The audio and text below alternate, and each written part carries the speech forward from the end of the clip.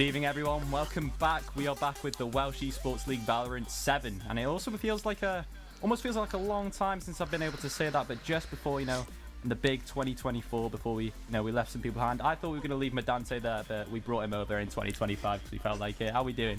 Thank you very much for pulling me back. Yeah, man, it's absolutely incredible to be back. We're already a month into 2025. There's been a lot of shenanigans and things that we have seen. So, yeah, first of all, just before we get started, obviously, in the rundown for this season, how did WL6 turn out? To be honest, WL6 went really well. It was quite an exciting one, wasn't it? It was very, very exciting. Yeah. We had a really good finals and a big upset. The reigning champions, the Pit Ponies, was knocked out in the semis by the Puffins. And then the Wolfhounds came and just 2-0'd the Puffins in the grand finals, and we got to see another season where the Wolfhounds came back in. So, this season it's always going to be a two top contenders, which is between the Pit Ponies and the Wolfhounds. However, we've got a lot of new rosters this season, to be honest. Let's just have a quick look at the groups and give like a nice little rundown.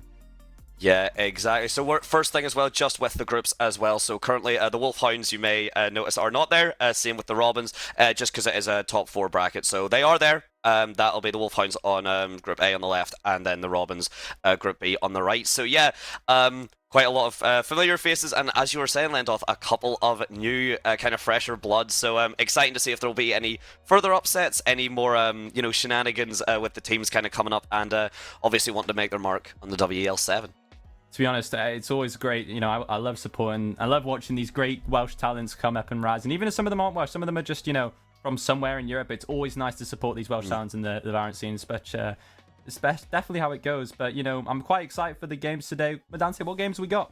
So you will see it down as well, scrolling beneath us. So first of all is Pit Ponies versus the Wizards, and the map bans and stuff are just going on kind of in the background here, so we will be getting to them in a little bit.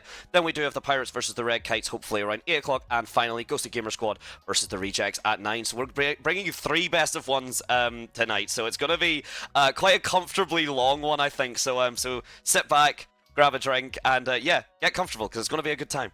To be honest, we do have to have some good chats, though. If you've been around for a long time, you know that we'll also have some new agents. A new agent named Tejo, very cool agent, nice initiator, has the ability to just throw rockets from wherever part of the map to a certain extent. But there's something else we got to talk about. Me and Maddantekiller are very happy to hear this. So, ladies and gentlemen, as I said, the map bans are going on, but there is one map that is eternally banned for this split. We will not be seeing, ladies and gentlemen, Ascent is out of the map pool as well. So, celebratory, damn right, celebratory can click. Even one of the teams did say, why are we doing the map bans? Are we not just going to play Ascent? To which we were able to go, no, shush, stop. No, we don't mean to all the players, just the Ascent enjoyers. Just the Ascent enjoyers. So, yeah, Ascent and Icebox are currently out. So to give a big rundown, Fracture, Lotus, Pearl, Bind, Split, Haven, and Abyss are what we've got. So quite big maps, to be honest. And we lost Sunset as well, which is a bit of a shame. Mainly just because, because it got reworked. It became a phenomenal map. Really nice, yeah. Yeah, and then Riot just went, it's gone now. It's like, okay. I believe Ascent might get the same thing, to be honest. Maybe, to be honest. I think they're already kind of looking back at Dragon, Ascent back in. But we do actually have, just in terms of the map bans and stuff, we do have the map pick. We're on to Haven. Shock. Okay, well, now I hate Haven. It really does suck, because we're two very different. I adore Haven. I think Haven is one of the kind of best maps that, and there you go, yeah, like, you just cannot, just not a fan of it. Where are my Fracture enjoyers at? Come on, give me a Fracture game. I love Fracture. See, I hate Fracture on ladder, but watching 2 coordinated teams, Fracture might be the best map in the game. That's what I thought. I would say, and yeah, looks like we're going to be getting right into it live. So here we go. The agents are getting picked. We will be seeing probably quite a lot of similar kind of comps. Tejo has not really found a home in Haven, just with how the angles kind of are. I do believe he's flexible in basically every map, but it does seem like the kind of rosters haven't opted to mess around with the composition just yet to include him. No, to be honest, Haven's it's a weird map, obviously. 3 bomb sites, very attacker-sided. You do kind of want to get the attack side here, since you have 3 places you can go. And it looks like Egner is hovering between the Tejo and the Sova. Would be quite nice if we can get some Tejo gameplay, but I don't think, I don't think he's going to do it. I think he will stick with the Sova. Sova's a very important... I'm going to bite my words here. I think he's locking in Tejo.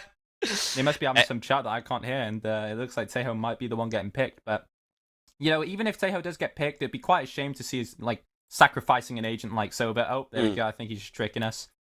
But looking over at the Wizards side, they have a pretty standard comp. They've got Soba, Breach, Neon, Omen, and Cypher. Cypher to just be a site anchor and lockdown, and also get a lot of information with the trips. Soba can have those rechargeables and, you know, dart out and figure out where what is going on. And then obviously Breach and Neon. And we've locked in the Teho. Right, this is quite exciting. This is quite exciting, and like, to build off what you were saying there, Lendoth, because it is important, Sova is, if anything, possibly the most vital agent on Haven. The sonar arrows, just the sights are very kind of wide and open, so you get the sonar darts in like really awkward places.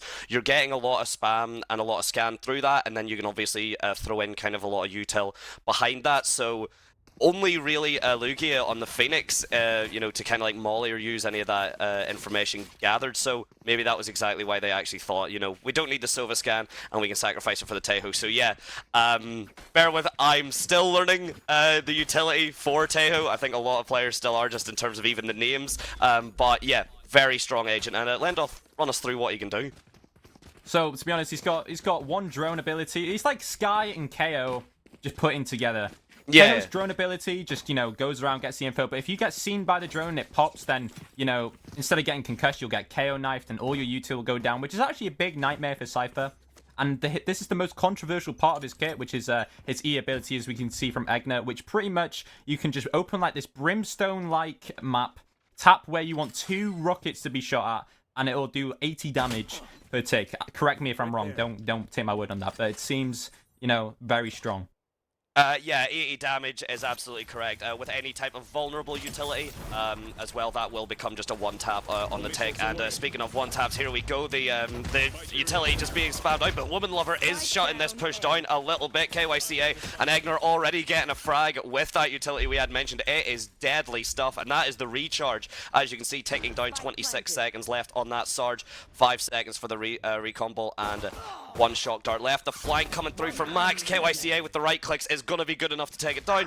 Lugia follows up, and now Sarge in a 1 versus 2, utilizing exactly what we were mentioning there with that Sova. The shock dart comes through, pushes Egnar out, but Egnar with the shots is going to take out Sarge and the ponies. A beautiful first attack. Yeah, to be honest, quite straight to the point. They just hit hay, really nicely done. I was kind of expecting more from the people on site. You know, it just seems that the defense kind of just went straight down. Did really well to get a lot of good damage and good info, but unfortunately Max was, you know, cut out by KYCA, who just was really aware with this reflank, and then everything just went to bits. But for all that first round, it seems like we might actually have a very close game on our hands, and I'm quite excited to see it. No, absolutely. In terms of it as well, one of the strongest pieces of Teho as well is like, so the E ability, those kind of big stuns, the 80 damage take, we do see a full stack towards that mid push. Yeah, it's very, very common to see that kind of on the pistol round as well. But jumping back just very quickly on my points, Teho's utility lasts like a good 5 seconds between it being like casted, landing, and then ticking down. So a lot of time to delay, and no need to delay when the ponies, again, already on that C site. They made the read on the mid push. Skull with a beautiful right click, at least to take away a gun, but loses most of his HP in the time as LJPH trying to keep this garage control. The timing's perfect, and the shots are better. That was really good from Skull to, you know, get that Spectre out there, but unfortunately just got timing by LJPH, who is just, you know, re-clearing that garage and kind of getting his ecos there. It doesn't seem like, you know, bombs down, you want to get as many ult orbs as you can, maybe build up on a different ult. Omen ult is good, but, you know, I guess they also have the Phoenix ult, which kind of makes sense for them not to need to go for it. But now we have a 5-man stack outside of A, where the Wizards are also kind of aware this, and this is kind of dangerous. See, in my opinion, if they're going to go for this aggressive Breach Omen stun play, they don't have the eco to back this out. They can't take this risk. They're going to have to pay for it if it goes wrong. And it seems like, you know, go to hell with that. They're just going to do it anyway. Flash comes down, and Alex punished instantly, loses the Vandal. Woman Lover will get the trade, but Lugia, very nicely done. I believe Lugia is moved down from last season, so, you know, nice to see a little name change, but now it's a push onto site, and Sarge trying to do all he can, manages to get 2 really good and vital kills. Both duelists going down. LGBH is going to be taken down, and, you know, KYCA is taken out by Skull whilst on the reflank, and fair play to the Wizards. They did really well to come out of that. Pit Ponies did really good on that upper hand to try and get those picks, to shut them down. you know, looking at their eco now, though, they don't have the money to back that. We have Woman Love over here on a Sheriff. Maybe can sell the Sheriff and go on some, you know, maybe Vandal, but big risk, big risk. No, exactly. And yeah, as you said, like, you know, brilliant point with the economy and stuff kind of coming through as well. Alex is able to, with the Neon, with the Overdrive, kind of cheat out the econ a little bit in the same way Jet does with obviously your Blade Storm. In terms of it though, Alex is going to be needing to get the frags to make that work, and a very aggressive push from the Wizards on that defense, and nearly shut down, but Sarge just absolutely controlling that A site, beautiful play, and held his ground even with that Jet dash, and we do see a completely empty C site other than, of course, his Max's utility. So, very aggressive push. Ignor is ready for it, though, and that is going to be the Cypher utility all shut down. Utility is going to get popped. Lugia comes in with the Phoenix ult, they run it back, just using it for intel. Essentially a very fancy drone rather than it, but gets enough space cleared. Spike's going to go down 5 versus 4 retake here for the Wizards. To be fair play. That was quite a nice little, you know, good pick to get out, but the Wizards now in a 4v5. Things are going down, and what can you really do here? You know, bombs taken away, pit ponies are in the man advantage, but, you know, really good to clear out this garage space here. We have Omen, we have Sova in the garage, but do they expect a lurking Lugia? I don't think they do. I think Phoenix is going to get these kills for free. Oh no! Very well played by Sarge to get the pick, and the retake is going in the side of the Wizards in a 4v5. The man advantage just wasn't played correctly. The late lurk got punished, and now the bomb's being taken away in KYCS. A lot to do, and Skull with a nice retake, but I don't think they have time to defuse. They had to get the half, but will be going to save. Unlucky.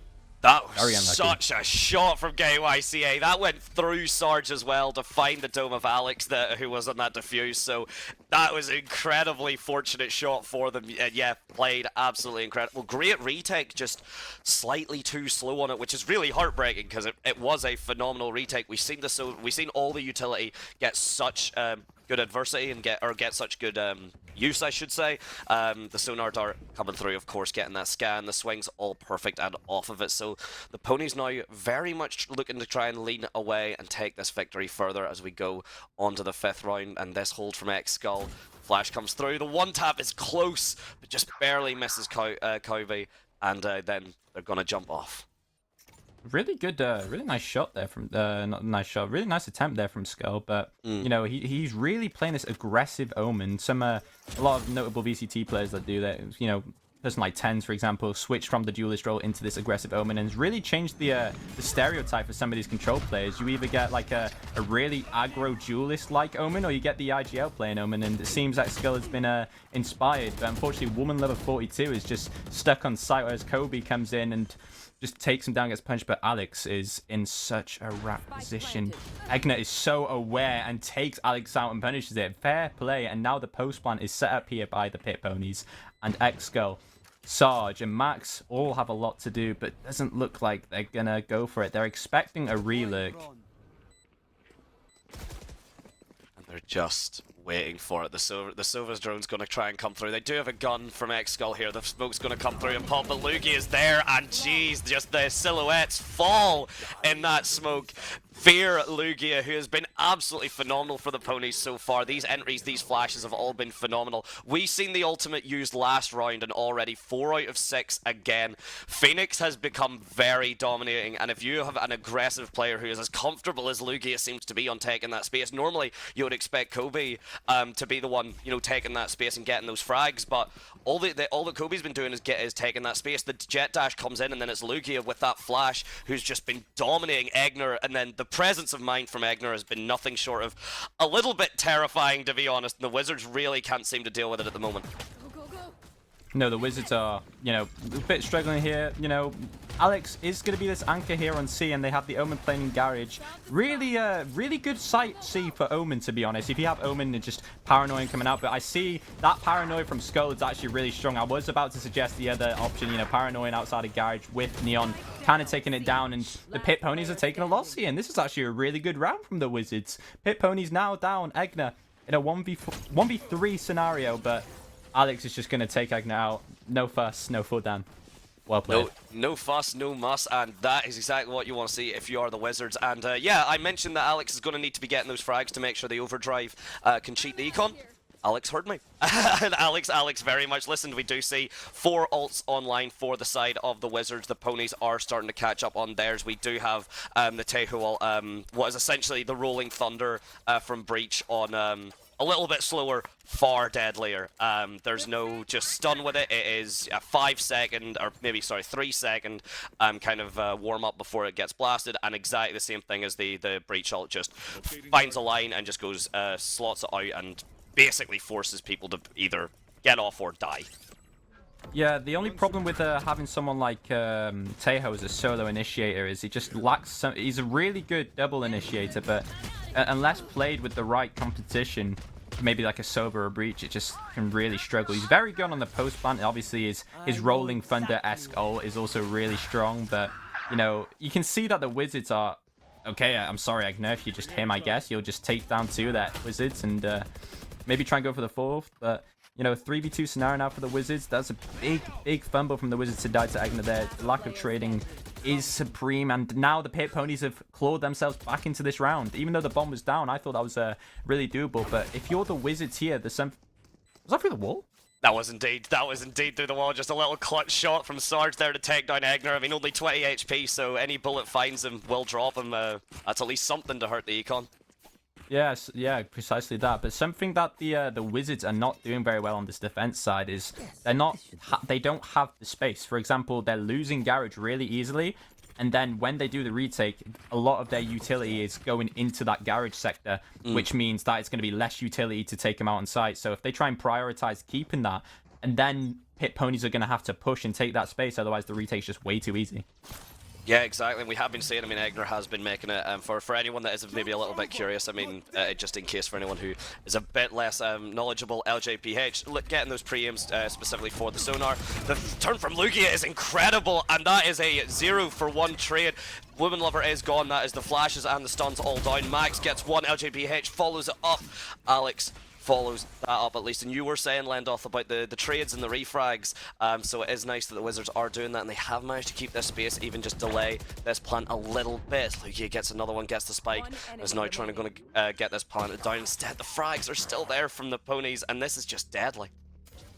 Yeah, no, to be honest, that was really, you know, Max did that at a good time, but unfortunately, wrong moment, and quite interesting, you know, they have the site anchor of Cypher on A and the Breach there as well. I wonder what the call was, to be honest, but really nice triple swing. Nice, you know, off that Cypher cam contact, 1, 2, 3 swing, and, you know, unless X-Skull is just going to turn into Thanos, he will not be taking that down. But, you know, just some questionable setups from the side of the Wizards, but to be honest, I can also see Pit Ponies are also making these mistakes.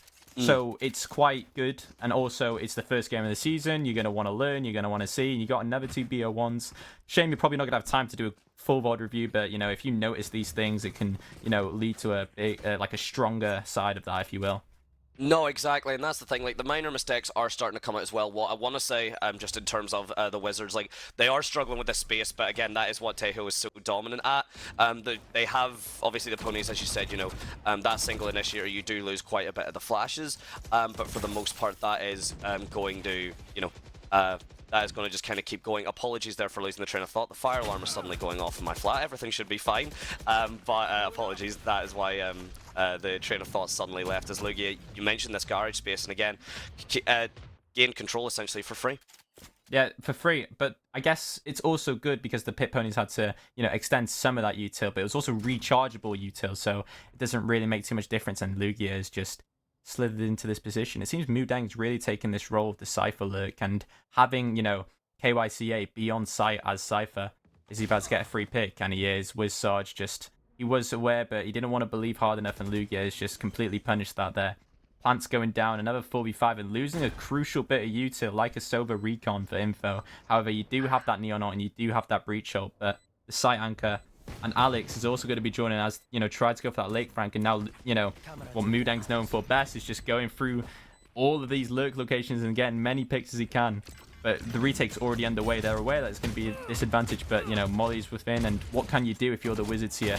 They have the silent lockdown, and Lugia could have been on for the ace, but unfortunately X-Girl has just turned and out-aimed him. Very nicely done from Lugia. Very, very good look, but X-Girl has been shooting some nice shots this game.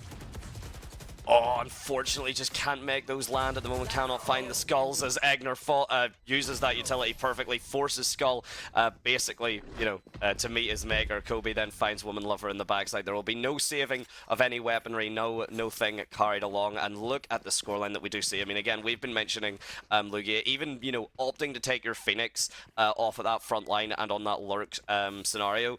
Absolutely incredible stuff has worked for Lugia. I mean, 14 and 7. That run it back has essentially been available every other round.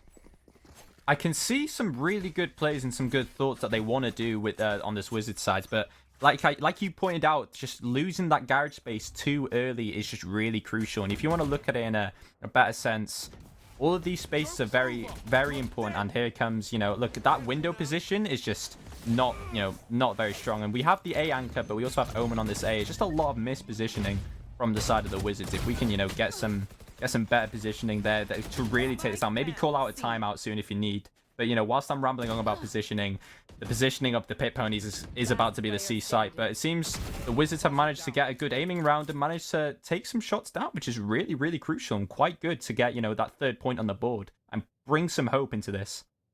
I know, Lugia, it's a 1 versus 2 now. Both members, the spike is as well down. The Phoenix wall is going to go, yeah, the Phoenix wall, but it's a double back actually. But it seems to have been red. Yeah, no, there seems, if you've made no contact on the Phoenix, it's quite obvious. Lugia with both flashes though is aware, but no, Woman Lover going to be able to land those shots. Very critical. You want to try and get this half to be 5-7. You cannot really afford to let the ponies run away with much more because, again, you will be dealing with Tejo on defense, and if there is one thing that is hell on earth to do, it is plant against Tejo.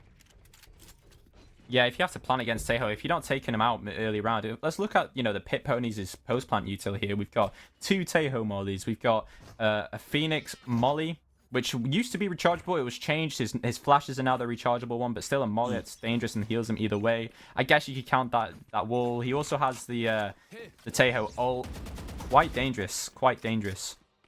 Indeed, and here we go. The Cypher Cage does get through. Yeah, there's a little bit of space, that control now down that A long. The spike has been left in the mid, so they're not really pushing anything just at the moment. The ponies are just trying to see if the Wizards maybe overcommit or overswing, and we are seeing quite a bit of a swing as Max is trying to take these gunfights. Beautifully done. Immediately will reswing though, and KYCA allowed to get that trade essentially for free as the A long now cleared up, and yep, we're going to have an A commit from it. I'm not a fan of the Cypher swing because now all your trips are useless. They're quite cosmetic. But hopefully, you know, the Wizards can try and punish something like that out. You know, we also had the Omen, which could have blinded the positions, but, you know, all good. And Woman Lover's just gone way too early, but the dart's in, and X-Skull and Sarge have managed to save this round for the Pit Ponies. 2v1 between the Wizards and the Pit Ponies. Alex also going to join that brigade, and we need to start, you know, I understand that we're not fragging, but we need to start, you know, playing a bit more safer, trying to understand, see how this goes. But from what I can see, it's going. That was quite good. Nice confidence. Even though it's good to see that their confidence there mentally, we need to try and get some worth from these Cypher trips.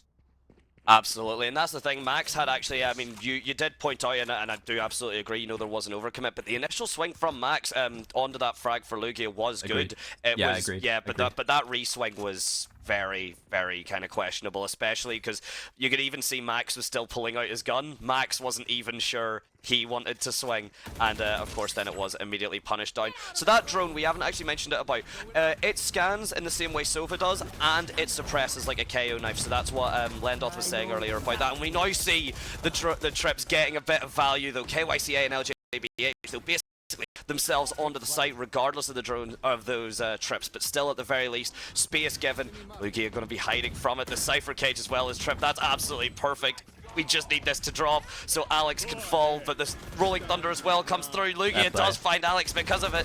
The stuns are down, the kills are there. There's been so much utility popped. It is 1 versus 1 now, Egnar versus KYCA. There's no ults really. There is a decent bit of util, and there is the Cypher Cam still up. KYCA turns the flash, and the shoulder will be spotted. Woman Lover 42 brings it down. 5-7 for the Wizards. Very, very well played. I like the, you know, the sign of life from the Wizards at the end of that half. They all just started getting confident, started shooting again, but shooting bodies. Okay. That's how confident we are, ladies and gentlemen. We're shooting bodies, but, you know, getting 5 rounds, getting 7 rounds on attack, you kind of want to try and get more. Maybe an 8-4 half. 7-5 is all right, but the Wizards, all they have to do is just win this pistol and they'll be back on. But this is where the Wizards can really shine. We've seen how aggressive they are, kind of like a Paper Rexy ranked, aggression, which is what they're most known for. So maybe taking a bit of inspiration from that. But let's just see how this ultimately this half goes.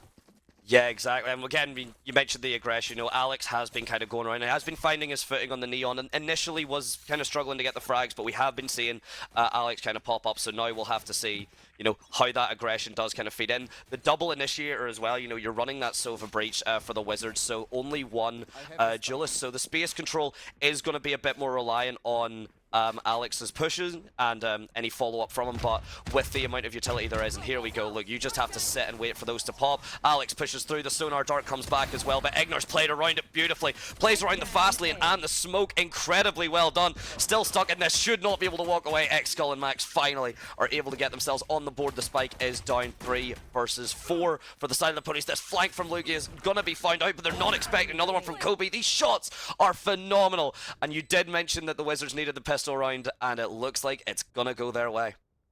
Yeah, very nicely done, to be honest. All the shots are going right. Oh, we gotta be careful here. Triple squint. Bloody. I'm, stumbling on my words here. Triple swing. Triple swing there. Very nicely done. The flash comes out. That's a great round for the Wizards, and that I would be quite confident if I'm sitting on that in that Wizards VC right now. Absolutely, cleanly executed as well, and Egnor's presence of mind, though, was very nearly, a thorn in their side. Played around the fast lane and the Sonar Dart incredibly well, lurking in that smoke, but X-Skull eventually diving into that smoke and saying, no, you have to get off this site, we have to keep this control. Because again, that's what Wizards were kind of struggling with on that defense site. The ponies were just keeping the control. On this offensive site, we're already seeing quite a confident level of control being gained here. But we do see the ponies, they have just already walked down mid. Well, I wonder who's in spawn. And it turns out it's going to be Kobe. Gonna find Max. Max, no way is ready for that. Will get popped through. Meanwhile, though, the A site is already essentially fallen to the Wizards. Kobe with another shot, though, onto X-Skull. That is a gun picked up, and Lugia follows up with a right click, I believe. The Guardian not going to be able to find enough, as Sarge has to try and go clear out. But actually, the spike hasn't even been committed to that A site, so the Wizards now have all the time and the space in the world. If there's someone that can do this, Sarge, 20 seconds left and both shock darts and a C site basically for free. There might be a chance. Maybe not so free. They're going to contact out here, and if they do this correctly, which, it has been, the planet's going to get committed, but Lugia is already there. Red, Sarge rotating, obviously Cinch on defense. It doesn't take as long, and that's a really, really sad round to lose. Shameful round. But to be honest, they looked a lot better, a lot stronger as these rounds going on. We can see the Wizards building their confidence. It's the first game being streamed, Maybe some of these players have never been streamed before, debut, getting that nerves off from stream, and now they're, getting into it and understanding, all right, this is how it feels. Let's put on a show. And that's, coming into perform is just exactly how you want to do it. Yeah, exactly, and so far it has been a hell of a show. I mean, we've mentioned, there has been a couple of very minor things, obviously, but again, that's how you get better. There won't be flawless mistakes. This is not VCT, and even in VCT, we have seen mistakes and shenanigans occur. But look, again, this control, the ponies refuse to give up this mid lane. They're actually playing it quite like Pearl in the way that they are just refusing to give any space for this mid window, and because of that, the Wizards have basically all died in their spawn. Max turns the flash, and is good for one. That's all it's gonna be good for, though, is LJBH. And look again, Kobe has been in the attacker side spawn more than the attackers. Yeah, pretty much. But I mean, if we look at LGBH, maybe that call was quite risky. We saw LGBH didn't have the economy to go to go through with that. But I guess went through it, got the kill, broke the economy. But maybe the risk was a bit strong. However, maybe I'm overthinking that a bit too much. Maybe everyone else could buy, but I was quite nice to get some shots down towards and try and take that space. But they won the last round, but you can see my point. Doing absolutely. it after losing 2 rounds is a lot better. A lot worse than doing it after winning a round. So you have the economy to back it. So it was a good call all in all, to be honest, from LGPH, and I'm sure the Wizards might have expected something like that. Yeah, played very well, and we do see, look, this garage control trying to be taken. Oh, that's a beautiful flick from Woman Lover. Catches Lugia right out of the air. Clay Pigeon has been shot, and they will actually use that. They will use that that frag to kind of gain the information. The Cypher ult has came through. Of course, that is going to give the ponies all the information they need. The pre-fire is being used, and it looks like here we're going to be going for a B push. Egnar now just burning all of that utility to slow this down, and again, it is quite a lot, but no, Woman Lover's already through, and for someone with a name a bit wackier, they are taking this as seriously as you would expect. KYCA very good to fall back on the max. Sarge on 1 HP in a dream has done quite a significant amount of damage to KYCA, as Kobe's going to link up with him. 3 versus 3 on this retake, and they only know where one of the members of the Pit Ponies are. Pit Ponies now, Sarge just taking it into his own hands, doing all he can, taking all these picks, and to be honest, very, very good shot. However, LGPH is very, very late to this retake, has his 2 TPs and a blind. Very doable if he can find this first pick. Nice little gap through the smoke for his players, but I think Xskull is expecting this. Manages to find the pick on Xskull, but Woman Lover, 42, and speaking of those trades, exactly how it needs to be done. Takes that trade down, even if he didn't play that molly, you know, I guess you also know that the Omen can smoke the bomb, which makes it hard, but very nicely done. Nice trade from Woman Lover, and Sarge and Woman Lover are just waking up now and really feeling this. Yeah, no, exactly. I mean, jumping back to just Sarge there, I mean, Sarge was on like 4 HP whenever he was dealing with that that flank scenario, and able to take away 2 kills before eventually didn't even fall, actually, apologies, is just absolutely pivotal. You know, 2 HP is no different from 150 if no one's hitting their shots on you, and that just seemed to be how it was. LJVH doing a really cheeky smoke hide here. There's no way Alex clearing him out with the movement. Does reswing, will fall due to that reswing, and now Egnar is trying to kill as much time. Meanwhile, the Lugia just swings out of that garage to try and take all the control from Max. There's no Cypher trips anymore. 2 HP as well for the Sonar Drone's going to come through. Not at all phased Egnar in any shape, manner or form. Xskull going to swing again, 2 HP, but still able to get those shots. Has to work their way around the molly. Kobe will shut them down, and now again Sarge in this 1 versus X scenario with all the space in the world to work with, but not much else.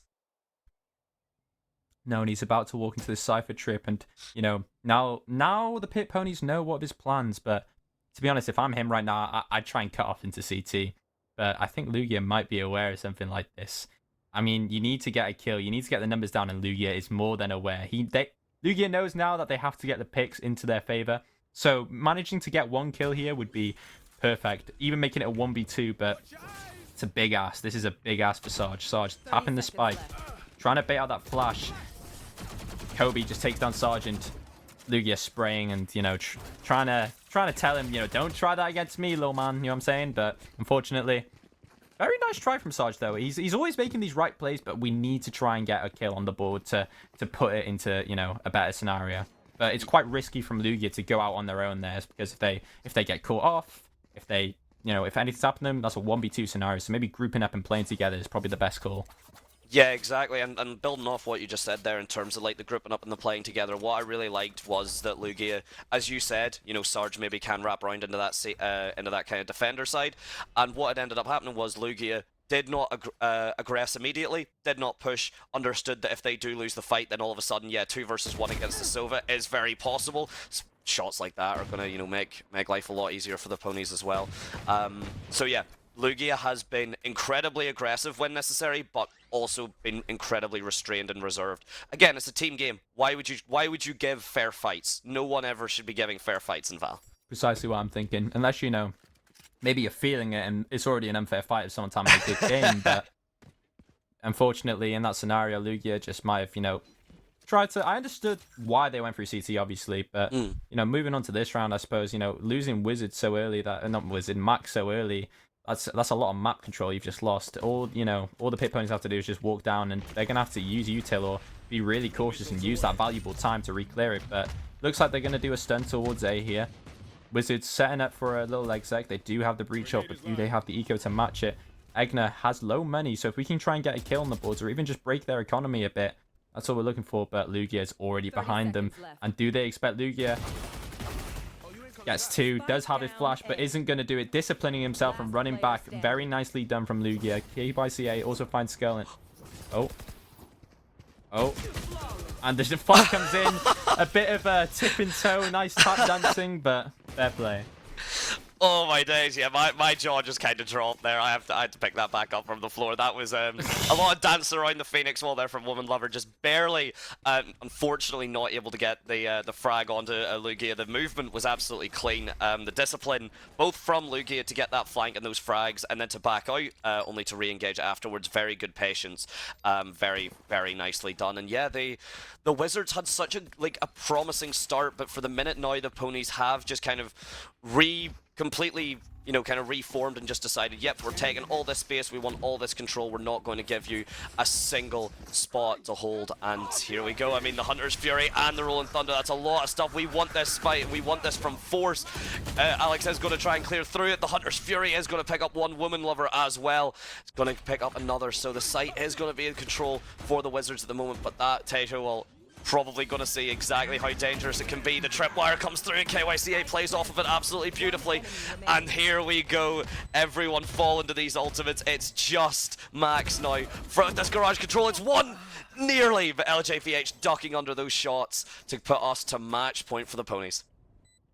To be honest, maybe the Wizards might have, maybe looking towards the mental side, might have felt a bit uncomfortable and started to doubt themselves a little bit, but they were playing a really good game, and you have people like Woman Lover and Sarge getting a lot of kills and being really strong here. However, it just seems that the Pit Ponies are just building their momentum, getting the train going, getting the hype going. They're feeling themselves. Lugia's having an amazing game. KYCA is an amazing game. LGPH making some great calls. And now, this is do or die for the Wizards. They need to get something on the board. We got to look. We're one away from a Neon ult. We have a Cypher ult. We have an Omen ult. Maybe we just try getting a pick, Cypher ult it, grab an orb, do a Neon ult, reclear somewhere else, hit.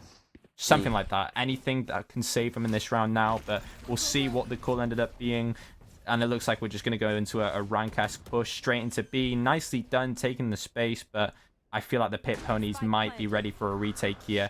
They have no space. They are trapped in within two places. I feel like it'd be ideal if they take a link, but oh yeah, Egner heard this. Egner heard this. We're about to get a 1v1 that settles the entire match, and also max flank from C. And now they're going to start rushing them out. Egner taking white. Skull was going to get traded for Kobe, but Pit Ponies just crashing on through. Oh, Alex crashing right back though. Sadly will get shot down, and now it's just Woman Lover to try and hold it, but the stun going to come through. The GGs as well. Phenomenally played from both sides, but the ponies are going to be your first, going to win the first best of one and put themselves on that board for the first time beginning this WEL 7. Sorry. Yeah, and welcome back. Wow, that was a hell of a game. Hell of a game. Yeah, no, incredible stuff, incredible thing. I mean, there's not really a player that, put a foot wrong. Again, couple of, incredibly minor mistakes and things, but we've seen, even Egner, who started to kind of fall off in terms of the scoreboard later on. I mean, Egner's positioning was usually incredible. A massive thorn in the side that the Wizards just couldn't really deal with. So, big shout-outs to Egner just for that. But yeah, I mean, I think we do have a couple of obvious highlight players just from the from that kill feed and from the scoreboard alone. To be fair, there was a lot of nice hero plays as well. Sarge being the most noble name on that Wizard list. Maybe, if nerves come into that team. Pit Ponies have done this for seasons now, so they have no nerves. It's just another day in the office. But, taking 7 rounds against some past champions isn't a bad feat. That's quite a good achievement for your first game to really, I'm thinking now that, okay, these guys are here, they're going to improve. If we get to see them later on in the tournament, it will be quite exciting. However, the Pit Ponies just look as dominant as ever, and I'm quite excited to see, how these other teams are going to be put up against them once we get out these group stage and see who the real contenders are. It'll be quite exciting. No, exactly, and that's the thing as well. I mean, we've got a fair bit more to go still, and as you said, there will be more best of ones and things for these teams to play. So that is by no means the Wizards, out of it or anything like that. We are still very much in the group stages. Just to kind of mention the bracket again, just a tiny bit. So in terms of it, there will be the group stages, and then the top 4 will be going up to the elite stages, and the I believe bottom 4 then will be going to the challenger bracket to kind of face off there. So that will be once the brackets and stuff are obviously figured out from the games. But yeah, incredible stuff. We'll probably just jump into a 5 or so, maybe 10-minute break just while we let the next teams kind of get online. So Lendoth, who are we going to be watching when we come back, and any finishing thoughts? Ooh, I mean, coming back from the break, we are going to get the Red Kites versus the Cardiff Pirates, and the Red Kites and Cardiff Pirates is going to be a very, very good game. Looking back towards you know, if you are new here or if you're a past viewer, looking back towards the Esports Wales Community Cup with the colleges, me and Madante also casted. Oh, yeah. The Red Kites picked up a new duelist known as Alfie Flad, and I was saying to the stream that, you know, I've seen him IRL, I've seen how well he can perform, and unfortunately that game didn't go so well for the Llanderfield Dragons. However, seeing Alfie Lad with a new team, see how well he can do against some really good UK tier 3 players, some really good talent on that Cardiff Pirates roster. It's going to be we're going to have Porridge returning with his IGL and coming out of retirement, and I'm, you know, very close to see how this is going to go. And I'm quite excited to see like some talent, see some new Welsh talent go against some really good UK tier 3 players. Hopefully, you know, no more first game jitters, because we've used that excuse last time. It's time to see how it goes. You know what I'm saying? There will be no excuses other than just whoever the better players are the winners. So as I said, we will be jumping back, 5 or 10 minute break, just let the players and stuff get in. But yeah, do not go anywhere. We'll be right back, ladies and gents.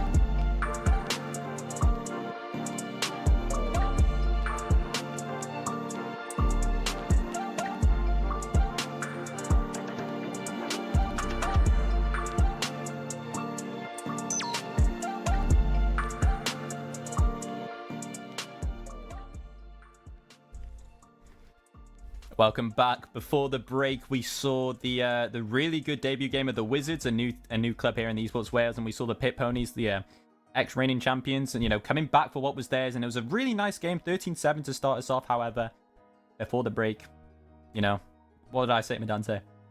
Yeah, no, what you did say, so we moved on very quickly. We just said in terms of kind of, the last things, they're just very quickly finishing that up. We're basically already looking to get into game 2, but like shout outs to Lugia and KYCA, who were absolutely pivotal to the ponies for winning that. But yes, now we are moving on. Game number 2 of the night. Let me just get that reconfirmed very quickly. It will be Pirates versus Red Kites. Lendoth, I know you have a little bit, there will be a little bit of bias maybe that will be difficult, but we try know my best not to. It's professional here, no shenanigans or anything like that. The map pick is basically already good to go. So Lendoth, what are we looking at?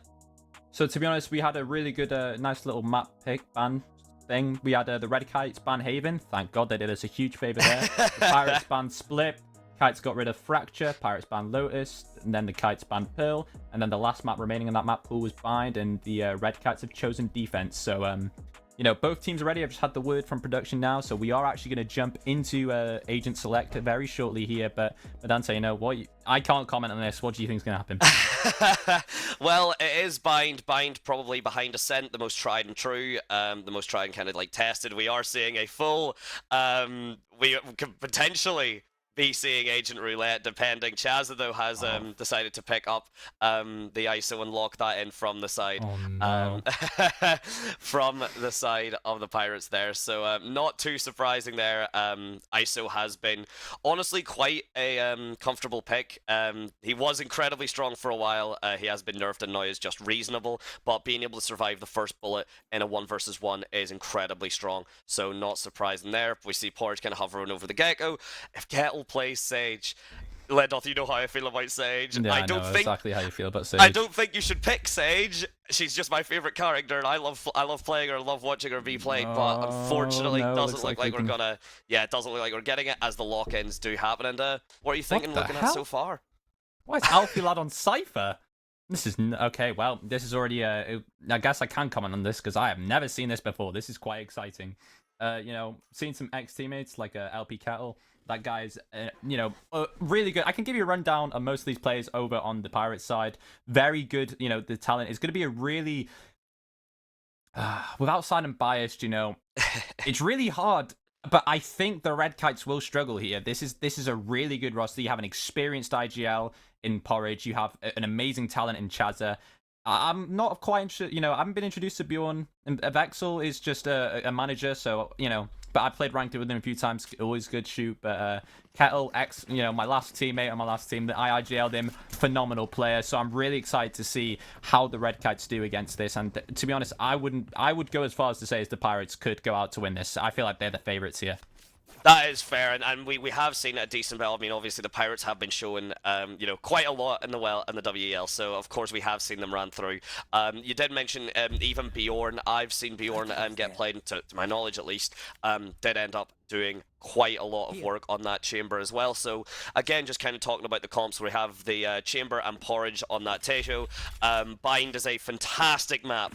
For Tejo, that's why we're seeing him picked on both sides. Just again, all that utility is incredibly strong, and it can clear off quite a lot of space. It means places like Lamps, we're essentially seeing Justin immediately have to walk away from Lamps while the Trailblazer gets thrown down as well. Chazza already with a side control wrapping all the way down through Showers, not going to commit fully, so is going to give up that control just a little bit. But instead, actually, no, Bjorn's already came through and backed him up. So Livid trying to keep this Lamps control. Chazza with the first pick on it. Spike's going to go down. These swings, these right clicks. Oh, the damage is being done, but no frags just yet. The Headhunter incredibly dangerous, and the regrowth from Sky opting to pick that. The shot's so close, and the extra health from Kettle is not going to make it quite enough as Alfie trying to get something done, but Vexel will shut that down. As you said, well, so far the prediction seems to be correct. To be honest, I feel like we didn't really do well into contesting that A main space. We had to get some sort of even just some sort of util or something. We kind of just gave that to them for free. The vulnerable came, and I guess having Jet on that B side, the setup was just a bit whack. But see, you know, we need to try and get some, you know, coordinate plays. We are on a low buy here. We can take risks. We can, you know, maybe walk out of hookah. We can walk down long together and try and re-clear that B space to find out what they're doing. But it looks like the Pirates are going to go with, if it's not broken, don't fix it. And immediately we're going to run down. And look at the two mollies that just pushes you out of lamps. Oh, my Lord. There's really no way to do it, and Chazza is just taking that control. That's Shires again. Bjorn's for free. Kettle, though, with a beautiful swing from the Skybird as well. That's a beautiful double as well, and there you go. All that space taken for the Pirates. There's only, I think, it's a shorty and maybe a classic from the side of the Red Kites. They don't have much to work with. Alfie Lad trying to get that jump peak. Bjorn does have the information, and look at the positioning, though. Porridge on that heaven now flicked away as well as Kettle's trying to swing. The re-swing as well. And they know exactly where Shiraizu is, and the swing's coming through. The right clicks are not going to find their mark, and a flawless for the Pirates.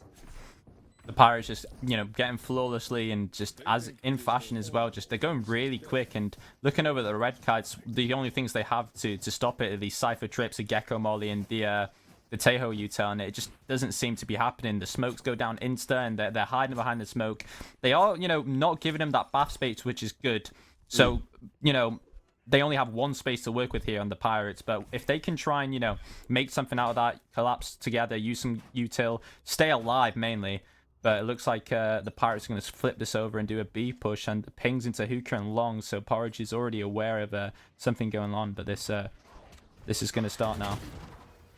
A little bit of a whiff. Plays around the Skydog beautifully, but yeah, there is a whiff, and there we go. The vulnerable from Chazza, and the shots from the double tap. That shield, not a single point of damage landed onto Chazza, which is insane because, again, there were bullets that landed. Doesn't get the spray onto Dizzy, but with all that control basically now gotten, Bjorn picks up Justin, and look at this swing, pushing through Kettle with such a wide swing, and now it's just Livid trapped on that elbow. It's three members on the site just looking at Hookah. They're very convinced that Livid is sitting somewhere in the flank, so it will come down to this elbow swing. It's going to look very unlikely. The smoke even does go down to buy them a bit more space. Chazza has no clue, but the shot is still absolutely beautiful. Yeah, fair play. Some really good damage there, and Chazza just being as dominant as ever, just managed to running in there, vulnerable, swing with the ISO shield, and being, you know, ISO's shield just makes it really hard to win, because your first bullet is not going to register. That first bullet accuracy goes out the window. You have to strafe, you have to reposition, take that fight together. But it looks like the Red Kites might have a read of where they're going to go. It looks like they're going to stack A here, and they only have Jet to anchor. Oh, excuse me, I don't know what the heck that was. Jet to anchor on B on their own, and Kettle singing in that old chat with the I see trees of green. Classic Kettle. And maybe red roses too, depending on how this push goes. It might be the Red Kites need to be supplying those flowers, but they've kind of got this read on now, this stack, with the little util that has been committed. So now Chazza using the ISO wall, it's only going to be Shiraizu protecting this, and it's just with the Sheriff as well as everyone falls. Bjorn on that lurk is actually beautiful, taking down two members, trying to stop it. Verstappen at the very least will shut him down and get a gun for his troubles. The vulnerable gets pushed through, Porridge swings off it beautifully, and now Verstappen managing to play around the second vulnerable, but there's not too much that can be done unless something incredible. It's something, and it's incredible. It's just not enough as the Pirates keep us going 4-0. Wow. Yeah, to be honest, they're just getting run down. The util, they're not, you know, they're giving them hookah for free. They're not contesting for the space, and all of the util that the Pirates have, they're just going to be used on site. And I think the Observer here is going to have to keep an eye on Chazza, as we do have an ISO ult, and he's definitely going to use it in this next round. I guarantee that. Full buy from the side of the Red Kites. Some light shields, some heavy shields. The only light shield, you know, mainly by Alfie Lad. But you know, let's see how this does. And the trip coming down now, and I told you. There he goes, taking him out of hookah and Chazza. This is the Jet here, and yeah. Oh, and we're missing. Never mind, we got it. And Alfie Lad will find Porridge, and shots coming through. Alfie Lad taking the site down. Could have taken Chazza out too, but unfortunately will be taken down. And that's just a winnable round for the Red Kites. Oh, Chazza trying to hop away from the thrash. It's not going to find him. Chazza then finds the shot. Again, that shield is refreshable with every frag. Verstappen finally shutting him down. But at this point, Chazza has done quite a lot of damage, which is heartbreaking if you're Alfie lad. You really want to hope that Verstappen can follow this up. But with the orbital strike online from Vexel, they've got quite a lot of time to kill the molly as well. And one smoke still standing. Verstappen does at the very least have wingman, so he's not just stuck on that. He's not stuck on that defuse, at least not immediately. Finds Kettle, but Kettle finds him first. To be honest, this is just it was really looking good. The Alfie lad did really well to hold on site, get the pick, actually bring him back into this round. But unfortunately, Chazza is just too strong, and you know the diff coming into the old chat. Maybe the mental side of the Red Kites is a bit broken. But if I'm the Red Kites, my only goal is not even to win the game at this point. It's just get around on the board, please. Do not join the 13-0 club.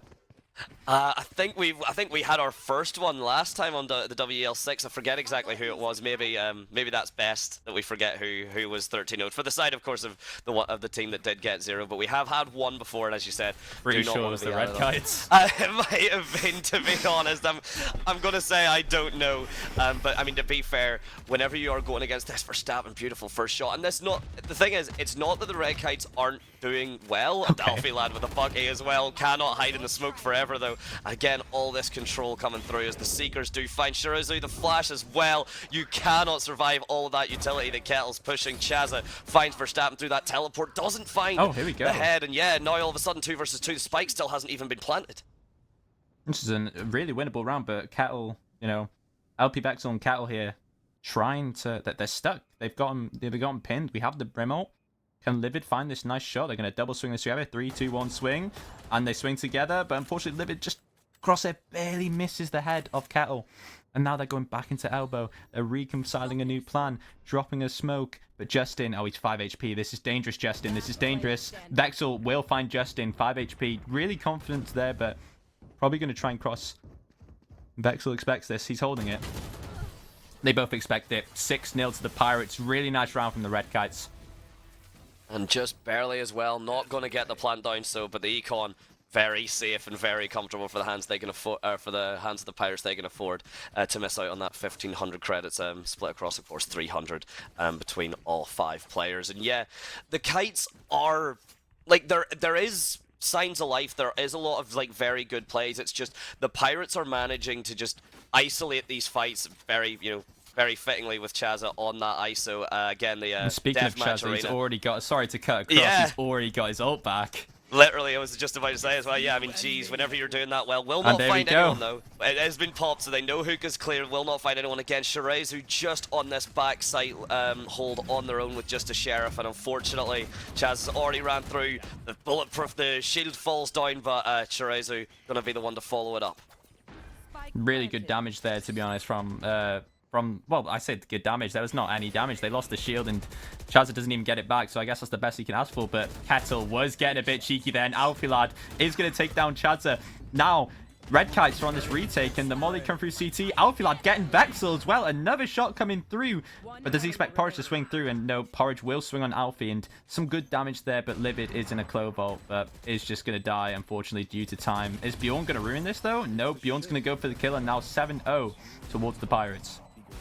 Yeah, exactly. Just get that confidence going. I mean, yeah, at this point now, you really just want to try and give the Red Kites anything that you can do to just keep that their momentum down and their mentality down. You want to just capitalize off of that, and the Pirates so far have been doing it excellently. Quite a bit of utility used. We did see Deathmatch Arena, the Tour de Force, and I believe the Seekers were all popped there, so now it is just going to be Porridge and Vexel. This Orbital Strike has been held onto for quite some time. If you are looking to be critical of the Pirates, Vexel probably could have had another one, or at the very least kind of close. We should just be seeing that Orbital Strike pop out. Here we go. Uses it to clear lamps, exactly what you want to see. Pushes a little bit more of the control. Chazza already trying to make sure that Shires isn't lost. Kettle as well on that back site as quickly as you could say anything, as the plant is going to go down.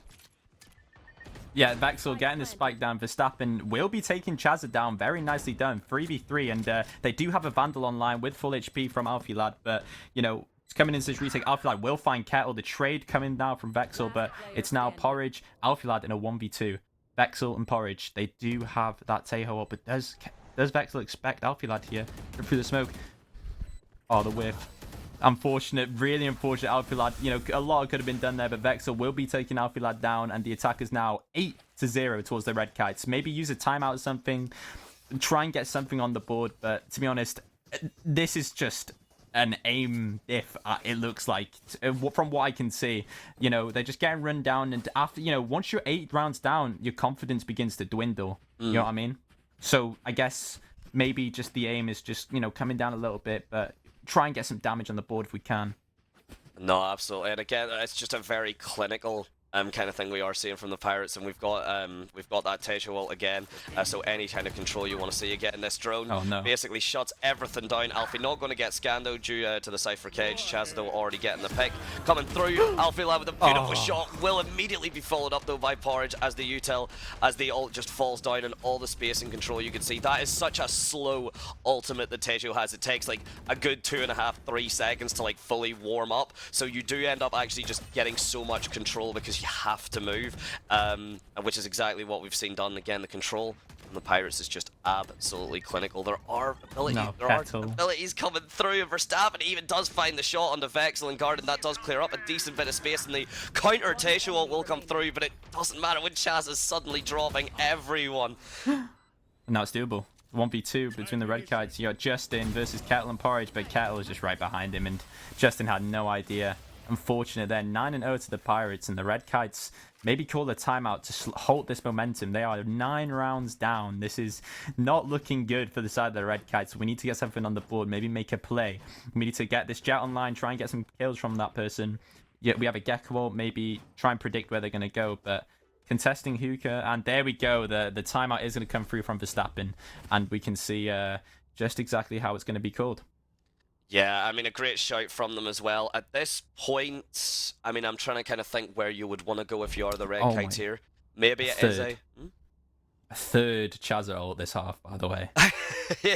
That deathmatch, I mean, when you're going 16-6, it is absolutely terrifying. So yeah, and Chazza again has been able to force these 1v1s, and when you're as confident on the in the gunplay as Chazza, and you're giving it a shot for free essentially, yeah, it's very difficult to find any space. If you're the Red Kites, you maybe just want to do a full stack somewhere. We have been seeing Alfilad kind of pop up and push through, but Alfilad, to be honest, has just been winning the gunfights. The Cypher utility has not been there as much as you'd maybe hope or expect. The Pirates have been playing around it semi-decently, but I think if Alfilad just pulls the brakes back a little bit and plays with like Shirazu, it gives Shirazu even a bit of opportunity to play off the Cypher util themselves, which gets them the kills, gets them the Blade Storm, and maybe gets them a foothold back into this game. To be honest, as now that they've had that time, the team's morale might have slowed down a bit. The momentum should, shift, but nope. We're gonna get Chazza versus Alfilad in a good old-fashioned 1v1. Let's see how this goes. Pops a shield. Alfilad wins it and takes Chazza down. That's the first time Chazza's won that. Fair play to him. I was not expecting that. Alfilad our go, and immediately pops back in and takes down Porridge as well, and that finds a beautiful shot on the Kettle. The demon is alive. And he's detained! He's detained! Go, Alfie, go! Alfie, please go and get... Alfie is playing very patiently. He has even given up the Thrash as well. He's realised that is a lost cause, and again, you know what? Yeah, don't commit. You've got your frags, you've contained all that space you possibly can. If the Red Kites can do anything, it's with this round. Fair play, and that was all off the back of Alfie winning that 1v1 versus Chazza. That Chazza is like the pillar for this Pirates roster. The team just comes down and crumbles, and the confidence to just swing that in an actual ranked fashion and one-tap him is crazy. Beautiful shots of now Bjorn trying to take this space. It does actually get kind of caught through now, but Vexel, yeah, has to give away the position due to that kill onto Justin. Livid with the refrag. There's going to be no Clovault, so unfortunately, very much dead. Vexel now 2 versus 1. Alfie and the Cypher and the Gecko just pincering right now. We'll have to see. Cheeky Porridge. He expects Alfie to swing this though, but whiffs Alfie and gets the info. And the Red Kites are on the board. Fair play, I'm clapping for that one. Fair play. Well highlights 2025 from Pirates. Absolutely well highlights. There were some shots there. That was filthy from Alfilad, and here we go. Maybe you want to get Alfilad on a bit more of an aggressive role, because so far that is what he's been shining on. Agreed. That's why I was so shocked that he wasn't on the Jet. And unfortunately, the Jet's just not having a good game with the. But you know, there's the second half. There's hope. They're not in the 13-0 club, thank God. But that was an amazing round to watch. Fair play. That was absolutely clean. There was the confidence in the shots, and we were saying, you know, obviously maybe the confidence is missing, but I think that, if anything, is going to get the fires burning right back up brightly again. The Pirates don't really have too much to work with. The econ is full from both sides. It is just that orbital strike. There's no deathmatch arena, and even if there was, Chaz is not the reigning champion of it exactly as much as you'd expect. The orbital strike comes through, runs through, and that's the power of the shield.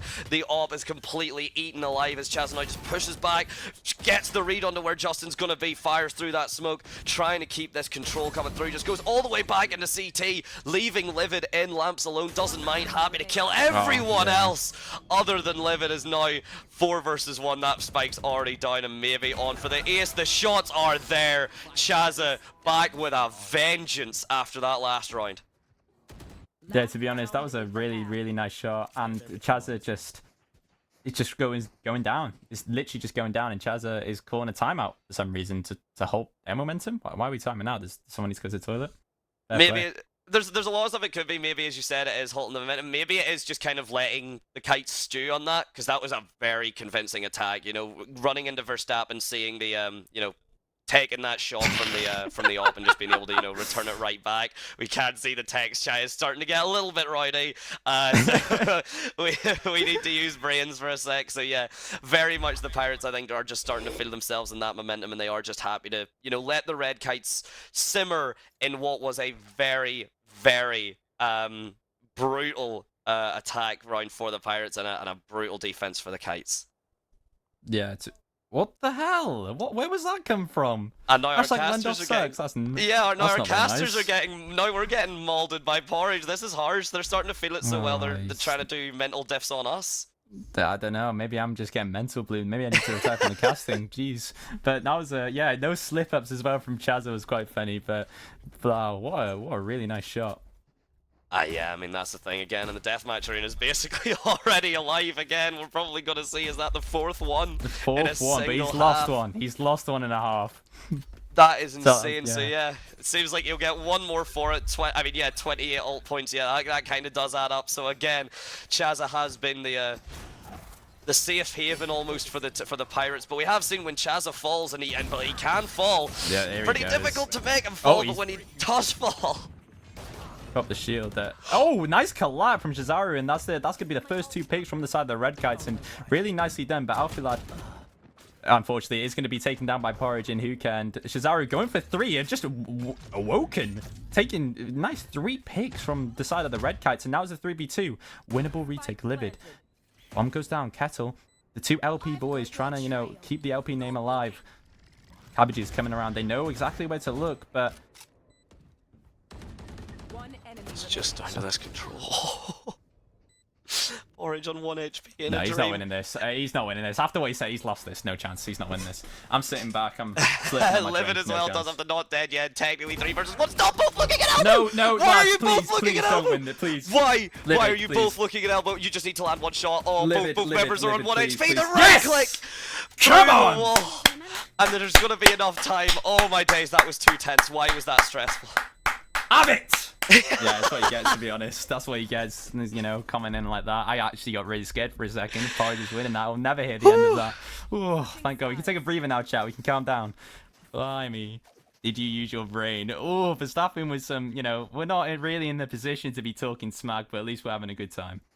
You know what, if maybe that's all they need. So it is now the Red Kites have managed to take the 2 rounds to bring it up to a 10-2 half. Quite a defensive kind of hold, you know, there is the Gecko, there is the Tesho, the Cypher, you know, so there is quite a lot here that the Pirates do have to push into, or that the Pirates have to prevent being pushed into. So, and they don't have quite as much to work with. Chamber, not as solid as the Cypher's going to be, obviously. So the Kites do have the potential here with the Clumps to maybe find a foothold in the gap. They've been able to do it off the back of Alfilad. It's going to come down to how confident Chazza is on this defense. Maybe that's whenever the tragedy, the fall of the Titan maybe begins. I mean, you know, looking on this other side, but we need to get some Okay, Kettle, that's just, yeah, lucky. Lucky. Nice shots, though, I guess. That's so unfortunate. Yeah, it's just heavy, but Kettle's going to go for more. He's greedy like that. And Chazza, yeah, okay, good job. Nice shot, Chazza. Taking down smokes, and, you know, what can you do? All the kites are going to come back and regroup for the side and see how they can go through onto the B site. Alfilad now on long, whiffing. Unfortunately, Kettle takes down Alfilad, but the flash is going to come in, and we're just so disorientated. And Chazza going to take down Justin, but Verstappen has a lot he needs to do. Chazza is going to take this fight. He is. He's jiggling, but the damage is actually on the side. The TP from Chamber. Okay, now this is winnable if we can get some headshots. Nice shot from.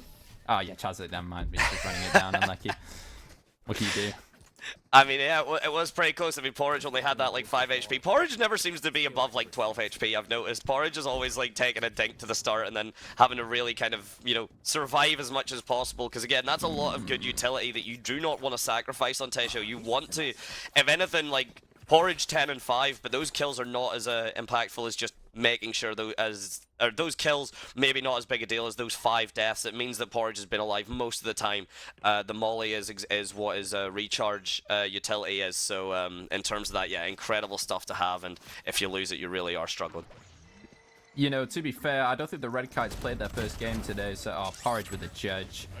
You know, location's revealed, but it looks like we're going to get a force. Okay, why is he actually? Don't ace. Yeah, thank you, Justin. Porridge taken down by Justin, but Kettle running into the smoke. And Alfilad, Kettle, that is a yikes from you, and the Vandal has been gained. Really nicely done from the Red Kites, and, you know, health on the side, but... Okay, Kettle, yeah, good one, good one. He's trying to use that excuse, and Alfilad is going to get punished on that right side, but Justin here in the 1v3. I'm not gonna lie, I misread that as my house disconnected, and I was like, that is a hell of a John there, exactly. The flick comes through. Justin actually able to find Chazza. Chazza saved from that first shot, will not be saved from the second as well. And now Justin is sitting here trying to work around. There is a decent bit of space control. Not really Vexel playing around the potential TP, so it is only Bjorn on this B site right now, and that trademark is likely going to give Justin that info there. So here we go, the mollies are now getting popped down. The judge, yep, Bjorn has that information. Vexel still sitting on that A site, though there is no rotate just yet. 26 seconds left on the board. The Clove Smokes, by the way, the only character that can still use their util after death, so incredibly useful there. Justin gonna tap. Bjorn realizing it's a fake, I believe. Yeah, here we go. The tap comes through again, but Bjorn's going to hear the noise, or the noise is going to be heard from Justin. Doesn't matter when there's a flying judge in your face to put us match point.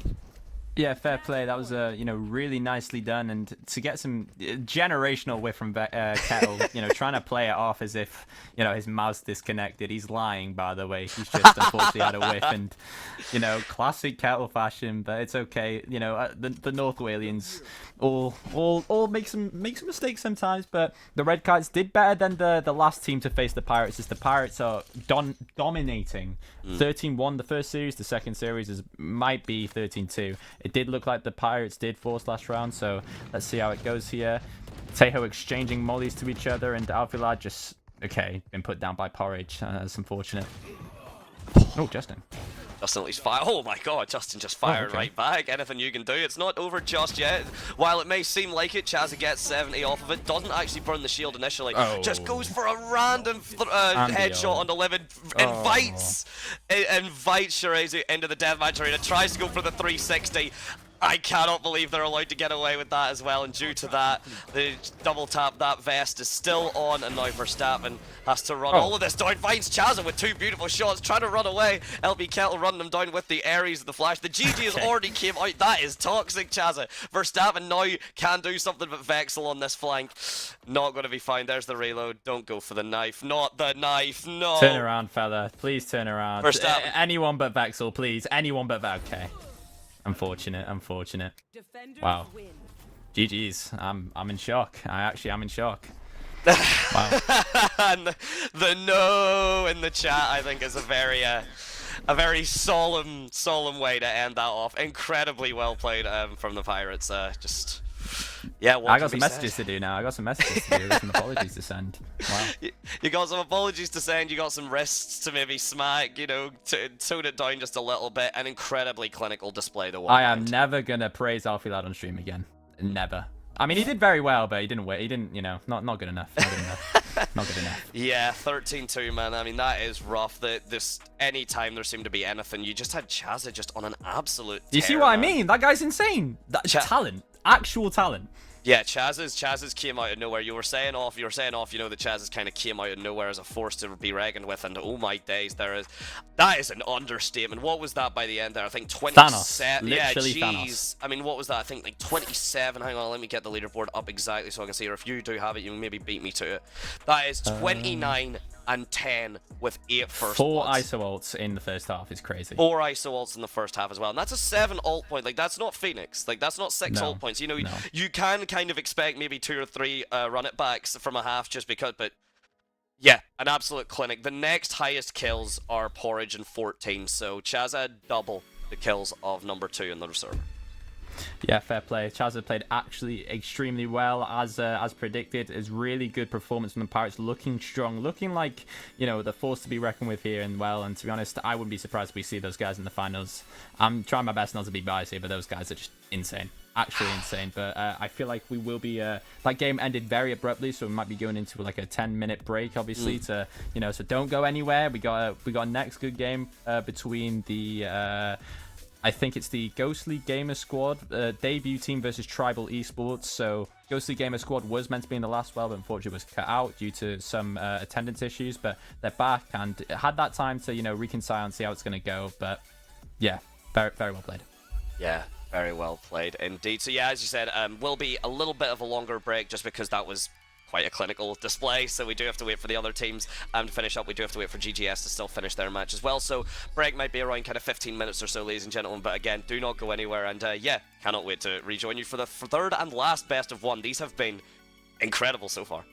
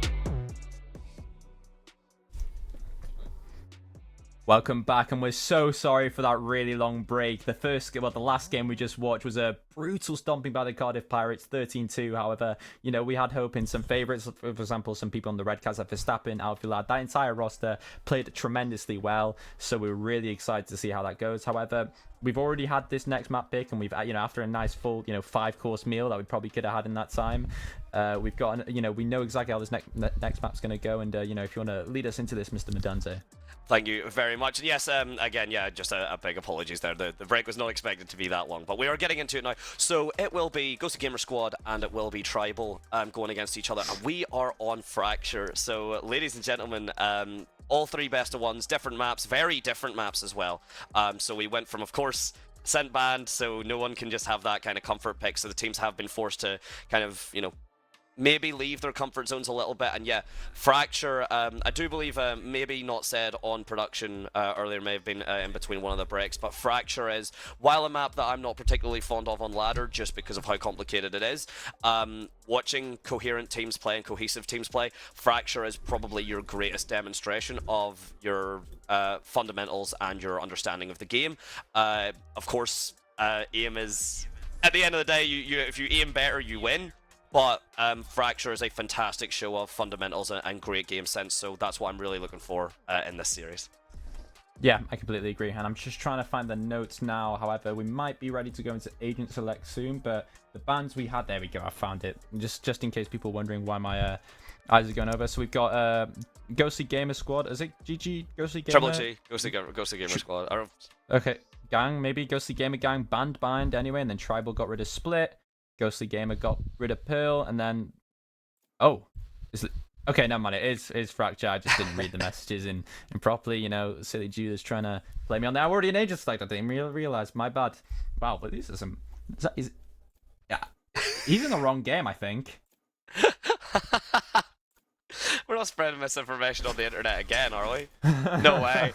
I refuse to believe we're spreading misinformation. No, I believe this is the right game. No, it is meant to be Fracture. Map is meant to be Fracture. As far as I know, I think we are the right game, unless. Well, anyway, for the meantime, if we're not in the right game, we'll be added for a minute. But you know what? We'll talk about what we're seeing. And yeah, Fracture in terms of the compositions things, we are starting to see Deadlock finally.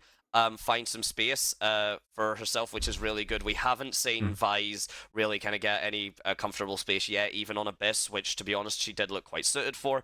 But at the very least, Deadlock now coming through. So that wall, if anyone has had that fire up in front of them, ever since it got basically doubled in length, that thing is an absolute monster, and you basically need your entire team shooting at that. So it's a fantastic piece of utility just to kind of stop a particular angle. Again, Fracture with essentially 2 angles to push on in each site. Either you're kind of upper or lower.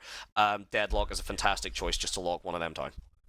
Yeah, not Fantastic. Fantastic, well, speaking of Fantastic, I meant AJ, but AJ's, Deadlock util is really good, so the wall just cuts down 4 choke points. So if we look at Fracture here, we have, 4 different ways you can go into sight. You can go under, you can go across the map, but realistically, you just have 2 main choke points. This Deadlock wall, you throw it, one of them completely goes down, that's 3 of them, and we were talking about that 2 space earlier on Haven, but if you don't have that 1 choke point, you don't have that 2 space, makes it really easy for the attacking side, the defense side, pardon me, to just completely cut you off and put a lot of pressure on you. But, as we're loading in here, it seems that, excuse me for a second, so there we go. Ghostly Gamer Squad will be starting attack and dribble on defense, and it's going to be a good game. We got double duelist setup. You pull the short string when you start on defense on this map, because this is very attacker-sided, and very attacker-sided. But, really excited to see how this goes. No, exactly, and in terms of it, then jumping back, so you did mention kind of the double duelist going in as well. We are seeing GGS are going with the double controller. They are opting for that Clove and the Omen, which is going to be interesting to see how that differs from Tribal. Of course, having single smoke Clove, Clove does not have that kind of global reach that Omen does. It's not global, but it may as well be. And it does also mean that even if one of the members of GGS goes down, they will still have a smoke to go for. And we're immediately getting this fight on the dish. The control very much necessary, as Sylvie is trying to keep that at bay, and so far is succeeding enough. AJ now with the grenade to force, and here we go, we are seeing. So now if you're wanting to push in from GTS, you have to take that Sands control, you have to take Sands, and that big door, you're not really sneaking through it. No, not really. And see what I mean? That it just, now you have to walk into Sands way, and the only problem is this Deadlock wall is cut off main, but Fantastic's been found instantly by 5 Ls. We're going to call them 5 Lul. What did we say we were going to? 5 yeah, 5 There's 5 first blood for the side of the Ghostly Gamer Squad, and the picks are going towards them, and the lurk up here from Deadlock now walking into the B site, and 5 is just going ham and finding lots of picks. Rival is absolutely going west at the moment, and the control now as well, basically giving up. Here we go. We see the flank already coming through from the GGS as well. Yet Rival is going to try and keep that control. We're not going to see a minute. J-Not Christ, beautiful shots coming through. This fight onto the defender side. Spawn is going to go the way of Rival, and a beautiful 3k to start off. Incredible control, incredible patience. That lurk from a Trinclion, well, not really the lurk, I suppose that did end up being the fight, but just that extra hold to catch out Gingerbread. I'll say Gingerbread. Gingerbread was phenomenal, so excellent start for GGS. Yeah, GGS just, going in really strongly there, and I actually wonder which one is the, which way we're going, because look, they're just climbing on that zip line constantly, backwards and forwards, so which, I don't know if Bridge is just having a good time, but it seems the call here is to just, hit A, and that is going to work. AJ is going to take me to Subi Club Lover. And here comes the pick. Sylvie now has to back away as AJ. Yeah, Fantastic. Finding that first pick is huge. And Mr. Octo, it'd be really smart for him to play his life here, as he does have the spike, but they're going to swing this. Maybe flash. Nice little wide swing. Nice trade, Fantastic. Very nicely done, and has a Phantom now. And the spike's down in the GGS spawn, but what they're going to do, CHS at Trincline over here is, sat on drop, and the picks come down, but it doesn't look like they're going to go. Okay, interesting. They're not going to go for the spike here. The spike's down in spawn. Maybe they didn't realize. Very possible at the moment. It does look like Fantastic's now caught onto it to try and take more of this control through. But look at GGS. They're just all pushing through now. They're trying to take as much of this. Yep, here we go. We've got the spike finally now, and Fantastic just swings through. It's a headshot. It's beautiful. The shots have been absolutely amazing so far. Overwatch 2, unfortunately, going to fall to Fantastic. That's another gun down, and very back and forth. Would be proud. Yeah. Wow. Oh, yeah. Sorry for cutting across. Nice shot. Oh, Unfortunate. One enemy remaining.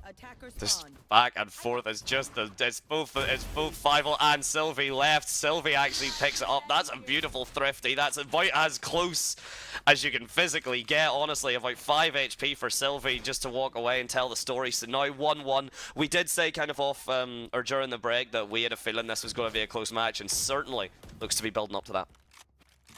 Yeah, really good round from Fantastic there. To manage to take those two down in the spawn and trade out, grab the weapons, and putting the attacking team here on the low buy. But you see what I mean? Like, they are on an eco. They can take that risk. They can go aggressive. This is a really big point I want to point out. But now you can't. You've just won that round. Your buy isn't good. Well, if you die, you might not be able to afford weapons. But really important that we try and keep as many guns here. And they're taking the choke point. That's absolutely, and we're seeing how deep that wall does go down, and against whenever you've only got pistols from the side of GGS, that wall's going to be basically there until the end of the round. It does seem like Tribal or GGS are going to be trying to break that wall from Tribal. They are kind of gripping up towards it. They might just wait out the timer. I believe it's 35-40 seconds on that wall before it dissipates. There we go. Drops down now, so a little bit more map has opened back up for GGS. They've got that 2 towards the dish and then 3 actually on that rotate towards B. And we have seen Tribal pretty quickly, pretty heavily rotate off this B site. Yeah, I don't know what the call is here, but it looks like they're assuming it might be some sort of A push, but the fake is really good from Ghostly Gamer Squad. But Breach is just found. What? That was a huge punish to Overwatch 2. Really overextending there. Util is really valuable, but here it comes now. All the picks now are going to be coming to the side of Tribal. GGS, Tsubi Club Lover is going to take down Gingerbread. The flash coming down. Now, what can you do? What you can do is hopefully take down Sylvie and equal it up. Now Tribal have to try and get this retake, this tower control. Basically all members of GGS other than Atrian Klein stuck in this tower. The lurk is absolutely great. The use of the control in space has been phenomenal so far. No tap yet, just in the spike. It's all about this initial engagement, but it is ticking down. The swing comes through. Subi Club Lover going to absolutely save the other member of GGS as AJ then trades it out. Atrian Klein's been figured out. It's only 4 HP for AJ as well. He's going to have to try and push through. Mr. Octo not going to be found. Eventually will be, and it's not planted for Client at all. Has to push through, and AJ will pick up another one, grow the wise mystical tree, and grow to their initial lead 2-1. Yeah, really nicely done from Tribal. I mean, really questionable breach push there, going so deep into that CT spawn. To be fair, it does look like Overwatch 2 might be on the wrong game, so might not understand the role exactly, so we can look past that, but to the people that do want to understand and try and, get a good learning perspective, do not do what he just did. This is not Overwatch, there is no mercy res. There's no res, your cooldowns are a little bit more different, and a lot of your stuff doesn't even come back, especially as you mentioned, the utility from Breach is arguably some of the most effective utility to be used on Fracture. It can cut off just so much, and it can prevent, there we go, Sylvie not able to get that op shot the way you'd like it landed. The aftershock comes through as well, forces Fantastic to take the fight, and 5 will absolutely shut it down. The swing though back into Sylvie, they knew that op was in place, but they're just falling. That's 2 pushed down into Sands, and again we've talked about being forced into that Sands push whenever the deadlock wall goes down, and already the space control is incredible from Tribal. Yeah, wow, fair play, to be honest, and all of this space now coming down to Tribal, and how much kills they're going to get. GGS doing really well, and AJ pushing with this man advantage, quite dangerous when you think about it, but, picks was going the way, but they're so split up. GGS need to find a pick to come back into this round, but Tribal look really strong, just locking down the sites. Yeah, damn right. I mean, again, you've got to push now into Sylvie with that op, and you don't really have much to protect you. You've got the Omen smokes, which are going to come down from Mr. Octo over here, but other than that, Klein is just trying his best to create a bit of noise, create a bit of concern, and Tribal not fully biting. Gingerbread is still towards that B side. Never mind. Do not no, Gingerbread, do not break. No, you're right. Your mental is there. Your mindset and your thought process there. No, the rotate's going to actually get called out perfectly. So with that, the B space essentially going to get taken for free. Mr. Octo gets the plant down. 20 seconds left as this rotate now will begin. Let's just see how well this goes. To be honest, I'm quite looking forward to seeing. What can we do? They need to find a pick. GGS need to find a pick to win them this round, but Silver's low.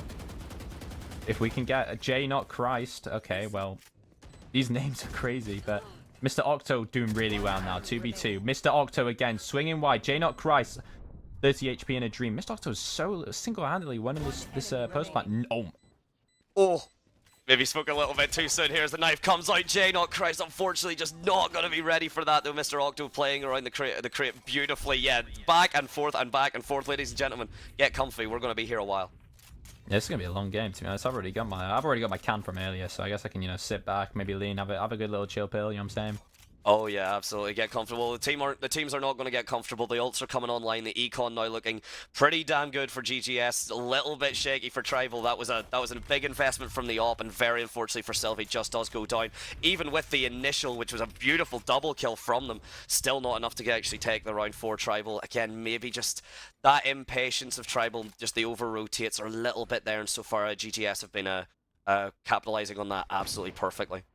Yeah, I completely agree. Ole, oh yeah, I don't know. Maybe you know, losing that round, it's gonna be kind of dangerous. But seems like we're still doing well. If Rainer Flash, the call from GGS now is to go B, and they've over rotated on A. They did this way too fast. In come GGS, they managed to get a site for free, but there's not a lot of util being used here, and Breach is just walking into heaven. Yeah, that tower control basically granted for free there. I mean, they GTS are playing around. They do know that the econ isn't really matching up as much. They've got the Bladestorm and such online if they really want to try and capitalize on anything. It's essentially 6 versus 5 as well, because that Not Dead Yet is there. J-Not Christ actually finds 5 as he comes out of the smoke. That's a massive pivotal pick.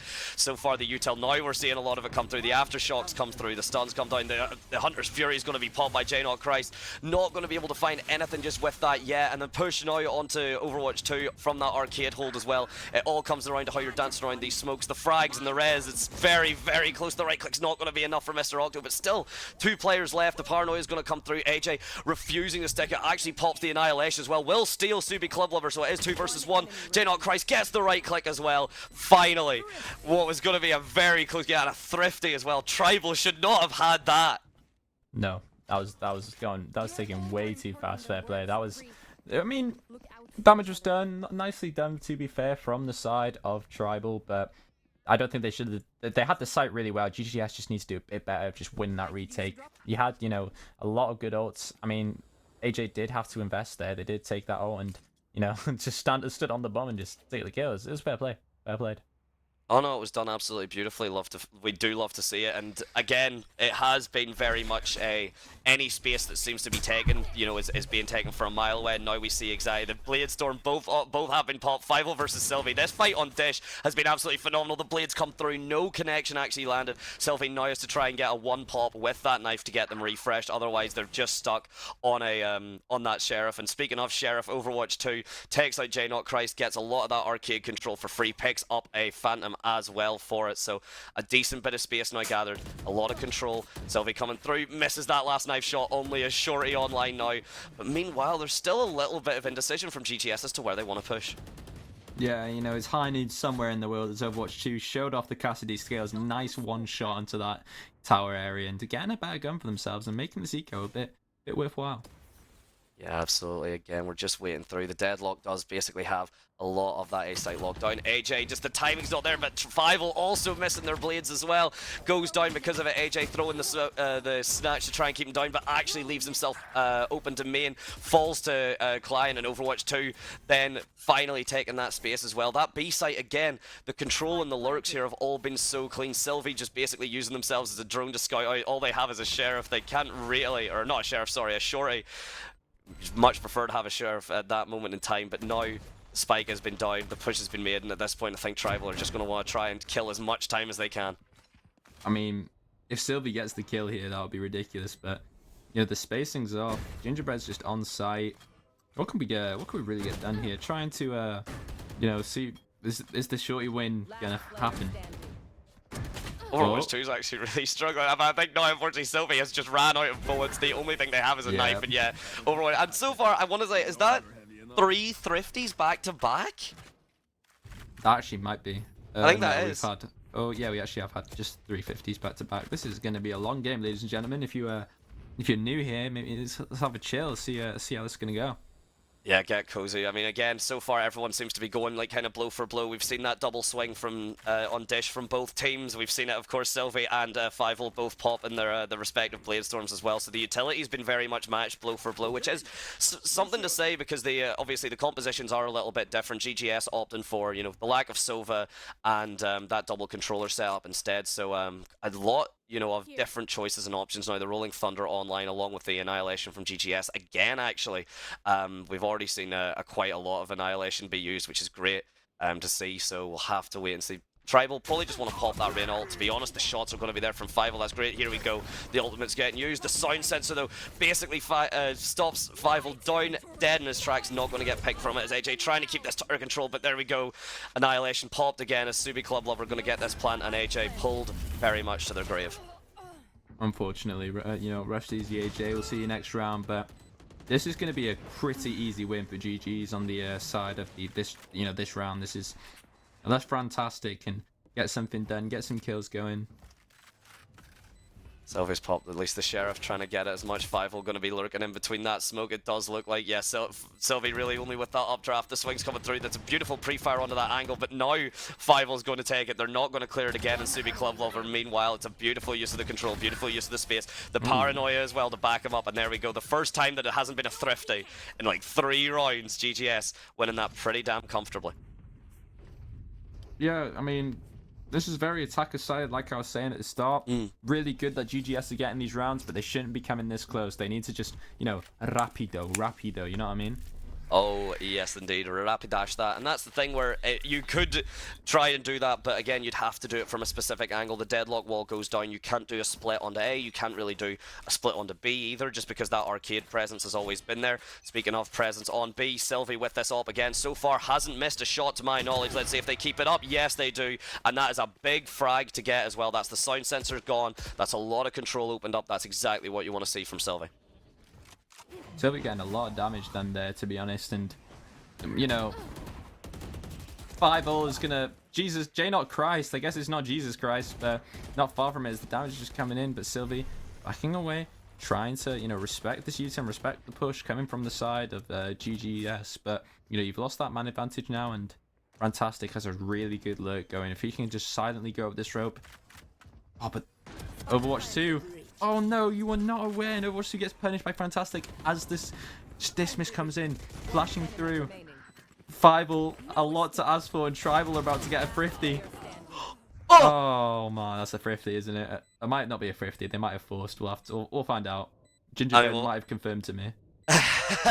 Nodding away. No, it's not going to be that thrifty. They're going to keep the alt save, but you did mention their Fievel had to do something, and very quickly nearly did. That was disgusting as they dropped basically every member that swung into them. The swing wasn't really what you would expect from Tribal, but Gingerbread very much bakes another win for Tribal, and again evens it up. The back and forth here has been nothing short of phenomenal. Sylvie again using that op presence incredibly well, just not able to keep it held even whenever the frags are initially there. Gingerbread though at least able to carry it out, which last time they were not able to do so. Yeah, it's just quite unfortunate to see really. However, not worried. This is just getting started. Oh, Sylvie, beautiful op shot to start us off in this half. Just exactly what we need, really. That's the breach utility all gone. We had mentioned it, Lendoth, you'd mentioned it as well. You want that breach utility if it's all gone that fast. There we go, and the Silver Drone, J0 Christ coming through. The Grey as well. That's beautiful use of AJ there. Tries to Adrian Client trying to fire one back himself. Does get the hold, but unfortunately not going to be enough if you're already dead. And that is a beautiful hold on that dish. And look at that, the spike's already been given. All members of Tribal essentially are on that dish. You don't need to worry about the site. You know where the bomb is. Yeah, quite literally. I mean, no, the bomb is just there, and Tribal are doing a good job. Oh, they have the Omen ult, though. They don't really need to be worried about this, but the two smokes in the composition take a lot of space off and, not showing a lot of things in the choke point, but let's just see, Mr. Oxo just grabs the bomb with the ult, but I think this is a save. They're just going to keep the money, and respectfully so. You can still buy into next round. You can go for this if you want, if you're GGS, but maybe some other teammates can't buy. 30 seconds left. Might be as well, and there is a point to say it's always something I talk about. If you go in and die, you are giving away all points. Yeah, yeah. Subi Club and Mr. Octo by staying alive here, which looks like Tribal are more than happy to let them live. They're actually playing off of the ult orbs as well. We have just seen the Hunter's Fury come back online from J Not Christ, so a lot of presence of mind to understand that the save's happening and go and pick up all the resources as now Tribal will have essentially all their ultimates to work with. Bladestorm not really necessary if you've got Sylvie holding an AWP. No, especially so. I mean, keeping those ult orbs alive, realistically, I guess, yeah, they were very close, to be fair. I mean, if you got an extra ult orb for maybe, who was it? Octo and Tsubi? If Tsubi died at the end of that round and then planted the bomb, would have been an extra man 6v5 on that team, but doesn't look like they were really thinking it's that, rather just getting the guns, which is fair enough. No, exactly, and it has kept the econ pretty safe as well. I mean, this has been a very do or die half for both. Teams. They're treating it very seriously, and Sylvie's positioning.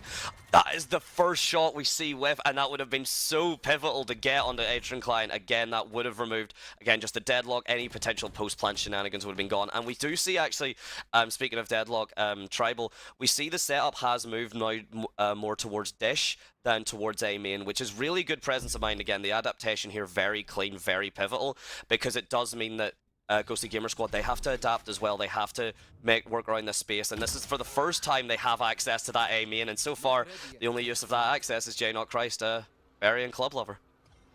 Yeah, Club Lover. Really, last time we saw Club Lover was, I believe, the 13-0 against the Wolfhounds, but since then, it looks like a lot of improvement has come through. Mine's going to be 13. It might be like 13-3 or something, but definitely a lot of improvement come through. Nice to see these, people not being discouraged after having such a heavy loss and just coming back in. Look at that, the patience, fantastic, is going to be the one to snap. Again, trying to make sure they do have that dish control. 5-0 just barely dodging the shot from Sylvie there. Sylvie unfortunately not getting able to land these, and J Not Christ is doing so good to hold down this Amy, and that's 2 picks on it, and GGS essentially cannot push off of it anymore. Gingerbread as well with the read onto 5-0, knowing that B lurk is there. The understanding, the control here is absolutely incredible. Adrian Klein actually using the crouch to their advantage as they get shot over, and now it's only 7 seconds left. Mr. Octo trying to do a clutch teleport onto the site, but not going to get away with it as Adrian Klein now just seems to be holding this angle, trying to get the frag. Will get the pick on the Gingerbread, but fall down to Sylvie. Well played in 6-4. Tribal seem to be building that momentum, and GGS might need to just get some nicely done. Maybe try and get some momentum slowed down. But it's the end of the half, which is why I kind of stuttered there and took an extra second to think about it. Maybe just save you time out to see how your defense half goes, because Tribal is gonna have to, really, if they can get 8 on defense, then their attack should be quite easy.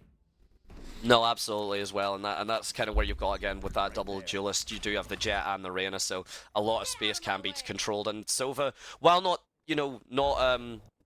amazingly commonly seen on Fracture, we are seeing the work that the Hunter's Fury and those sonar darts are absolutely given, so by all means seems to have been a phenomenal pick, and this is very much the team's just kind of, heading up and showing up how their composition changes. AJ, the beautiful tower control, basically shuts that down, and the wall goes up as well to just prevent any shenanigans from going on, and that's a beautiful trade for each side. So, as we've kind of started as we mean to go on, tug of war, and to the end. Amen. And, both equal now in the man advantage. However, losing the Jet entry on attack is kind of heavy. They still have the Omen ult. They still... Oh, Tsubi's grabbing the ult. AJ did hear that, but, isn't going to pursue. They do have the Clove ult now. They also have the Omen ult and the Deadlock ult. This should be pretty easy for them here. That sonar dart comes through, gets nothing on the dish. If anything, that does tell J Not Christ that, yep, that dish control is there. Happy just to sit in the corner for the meantime. But this is, again, where you see like the beauty of Fracture. We do see these splits come through. 2 members are sitting there, and Mr. Octo and Client jumping up towards that dish. Meanwhile, we do see the other two just towards that main site, and it is Sylvie with the op. In theory, you want to see the breach flash coming through because they have seen that op online. Beautiful shots. There is going to be a flash, but Sylvie just actually lets them walk away with their lives. That is pivotal. Adrian Klein trying to push down off of that Silver drone, but doesn't matter. J-Not Christ is just going to be fast enough on it. Sylvie trying to keep the control. It's a beautiful quick scope, and that's going to be enough because of it. There's no space, there's no control, there's no spike on that site anymore. As Subi Clublover just going to try and have to save. And just like that, you know, all this is going to be slowing down and actually taking them out here. But it looks like defense is going to get the round and is going to be 7-4. So GGs are going to have to, you know, try and get something up here and get something done from this. No, they really are. And they have started, like, the slow, like, I do quite like, but you had mentioned it earlier, you know, GGS, they seem to have slowed this down a little bit. And as you said, you know, Vamonos maybe would be the better choice for GGS at this point, just to pick a site, try and play it fast and play it aggressively. The initial kind of hesitation and slow play was working in their favor, but Tribal seemed to have adapted pretty damn well. And there's no more like kind of over rotates and such, so maybe GGS gonna have to change their game plan around. Yeah, to be fair, you know, we're gonna have to see how this goes, and it seems that Sylvie is gonna, you know, be aggressive with that up again. Overwatch 2, we're just really aggressive, you know. We're trying to play the duelist on this initiator role, which is just getting punished. That's the thing as well. You've got all that utility as well. You know, you had mentioned that the breach stun we immediately seen was enough to push Sylvie off of that A main, but you should be swinging that with a flash as well. Gingerbread not dead yet, but will get put down a second time, and unfortunately will stay down due to it. Sylvie missing that shot again though onto it, and that's pretty big as Mr. Octo was able to pick up one onto Sands as well. And this control, we do look towards that B site. Yep, here we go. Adrian Klein, and I did mention that Tribal were maybe adapting, but maybe have just fallen back. And again, 5-0 now behind. And this ability just to kind of pincer snap. And one person gets a frag, and all of a sudden it opens up so much of this map. And there's 3 ults live. It is the last round as well. So in theory, 5-0 is just going to actually clean them up either way. Yeah, fair play, to be honest. I mean, 7-5 to GGS. This is kind of doable now, as long as GGS win this pistol round. And, you know, it's quite important to see if you can get it, really. Yeah, isn't it just? And I get that's quite wild, actually, you know, because at no point did that kind of highlight or feel like the last round, just because we still had 3 ults online. I believe from GGS by the end, and Tribal I think had a couple as well, so usually you want to kind of expend those, so very, very kind of patient with the ultimates, maybe to their detriment. Again, you've got all this utility, you want to be using it. Understandably, you are a bit concerned if, particularly I'm sure Overwatch 2 will understand this, that using your ult and not getting the most value out of it can be nightmarish, but you do not want to be holding on to your ultimates for like 6 rounds waiting for a god play that for the most of the part never really happens. The drone comes in now from Tribal, and I completely agree with what you're saying, to be fair, but yeah. Moving on to this attacking side, you know, the drone is going to come down, and all 5-0 is, I can't, it's so hard to, you know, say these names. 5-0, it's Sylvie going to be training for Overwatch 2, 5-0 still alive, but trapped in a corner, you know. It's not about the size of the dog, it's about the size of the fight in the dog. It's about the, oh, bloody hell, I've messed it all up. That 40-minute break has ruined me. Has melted your mind. It's all about it's not about the bark, it's about the bite. I think I got you on that. There you go. Yeah, exactly. And that's no, of course, no problem at all. But speaking of, you know, in terms of what you've got, Tribal now, this entire space control right now, there just seems to be the patience from Mr. Octo here. Everyone on that dish side is just waiting along. You do not want to lose this in terms of any control. The smokes are all down now. There's going to be a 3-man drop. That's going to be quite scary to hear. The vulnerable comes through, doesn't find anyone. It's Adrian Klein, sorry, yeah, caught with the util out as Subi Clublover's good for 2, but the Sova drone is going to scan through the smoke, and J-Not Christ picks it up. A very patient retake, I should say, from GGS, but just not quite enough. Yeah, completely agree. And that was really well done. You know, the Sova dot came in, and wow, I can't believe it. I'm so sorry, gang. I've lost the train of thought heavily. This is so bad. It's alright, it's completely, I mean, don't worry, I mean, again, we've been going as well for a while. I mean, this is what we're kind of reaching into now, hour 3, going into the 4th hour as well. You know, 3 best of 1s can get a little bit mind-boggling to say, particularly as well when they are as close as this game has been. Tribal, as you've mentioned, have been able to start to pick up the pace, and again, this attack does kind of favour their comp rather than not, so it'll all come down to Edge and Clients. A beautiful right click, picks up the Spectre as well, fully loaded, ready to go. Finds the timing on the Fantastic, just decides to keep spraying. Finds J-Not Christ as well. Only 3 bullets left in the Classic. It'll be 5 to follow up on a Gingerbread, and what was going to be a very confident push, and all of a sudden as Edge and Client, with all the confidence in the world, gets out of the way. The grenade not going to get forced down to crouch in there. AJ getting picked up by some damage, only 37 HP. Basically, any bullets will land, and if you're AJ at this point, you just want to land 1 or 2 headshots in the Guardian and try and do some damage to that Econ. Yeah, to be honest, and we've just, speaking of that, we've just had word from production, well, Slayer himself, the longest ever game recorded in Welsh history, it was between the Puffins and the Pirates, and it quite literally would have been like a finals game, because the score ended up being Puffins 17, the Pirates got 19. And I've just seen the leaderboard from it just now and sent it into the chat, and we will talk about that after the game, but new record for the highest well-lasting game, so that is a crazy game, to be fair. That is absolutely wild. And who knows, maybe Tribal and GGS can take that up. But yeah, that is a long game. That is a long set, and very exhausting sets as well. Most of the teams have now played their 2 or on their second best of 1 at least, maybe onto their 3rd. So that kind of, mentality and that stamina just to kind of keep going, it is an endurance test as well. Thankfully, if it's best of 1s, you do at least get to, kind of change around with how the teams you're going against and, change those attitudes. But as we get further in and the best of 3 start to show, we'll see who are the more enduring teams. But in the meantime, speaking of endurance, it's 5-0 now with that op and the A main, not going to get their frags, and the Aftershock immediately slowing down Tribal just a bit more. But GGS very comfortable with their control and very much leaning towards this A site, which they've correctly assessed will be the push. This push coming through now from the side of Tribal, and Overwatch 2, these names, man, are so... Overwatch 2 is going to be taken down, and Mr. Octo just barely avoids that Gravnet, and AJ... Oh my, no. GGS looks like to be getting thrifty this round. Fantastic is aware of Deadlock's lurk here, and Fantastic gets taken down by Atrin Klein. And Gingerbread now. Wait, this is a doable 1v3. The damage is in favor. Has a Guardian now. Going to pick up a better, but AJ is so aggressive, and there's no way I would have expected that either, to be fair, if I am Client. No, exactly. I mean, yeah, as you said, the aggression there is, and we are seeing it come through. So another thrifty on the board. I think we've maybe had 5 thrifties this game. So in terms of, record for the longest WEL game is apparently 36 rounds, but I don't know what the record is for the I don't know what the biggest record would be for the most thrifties, but Tribal and GGS definitely, they don't seem to want to spend their money. They don't seem to need to spend their money. That's if they have a full buy, they're almost nerfing themselves from the get-go, it looks like. Yeah, completely agree. And they get, the operator being online now by Fibel, and we've still been punished by the op. We know that the op's there, but Fibel did really well to hold it. Maybe put a Reyna flash there to take him out, and it seems like he's also gonna put some. I wonder what he said in chat, because that was asterisks after asterisks. You know what I mean? I may have even said that one wrong, bloody. But we move Overwatch 2 now with the 100 Thieves Classic. The Fnatic one's probably better, but on site now as the bomb goes down. 4v4 retake. They managed to get a refrag. Completely missed out. My bad. Deadlock ult comes in from the side of GGS. Isn't going to find it. Tsubi Club Lover is going to be taken down by Sylvie. Gingerbread taking Overwatch 2, and GGS just crumbling now. And Mr. Octo's walled off, trying to get the spam, and AJ going aggressive. And see what I mean? This is just very attack-sided, and if you don't get enough defense rounds, very, very hard.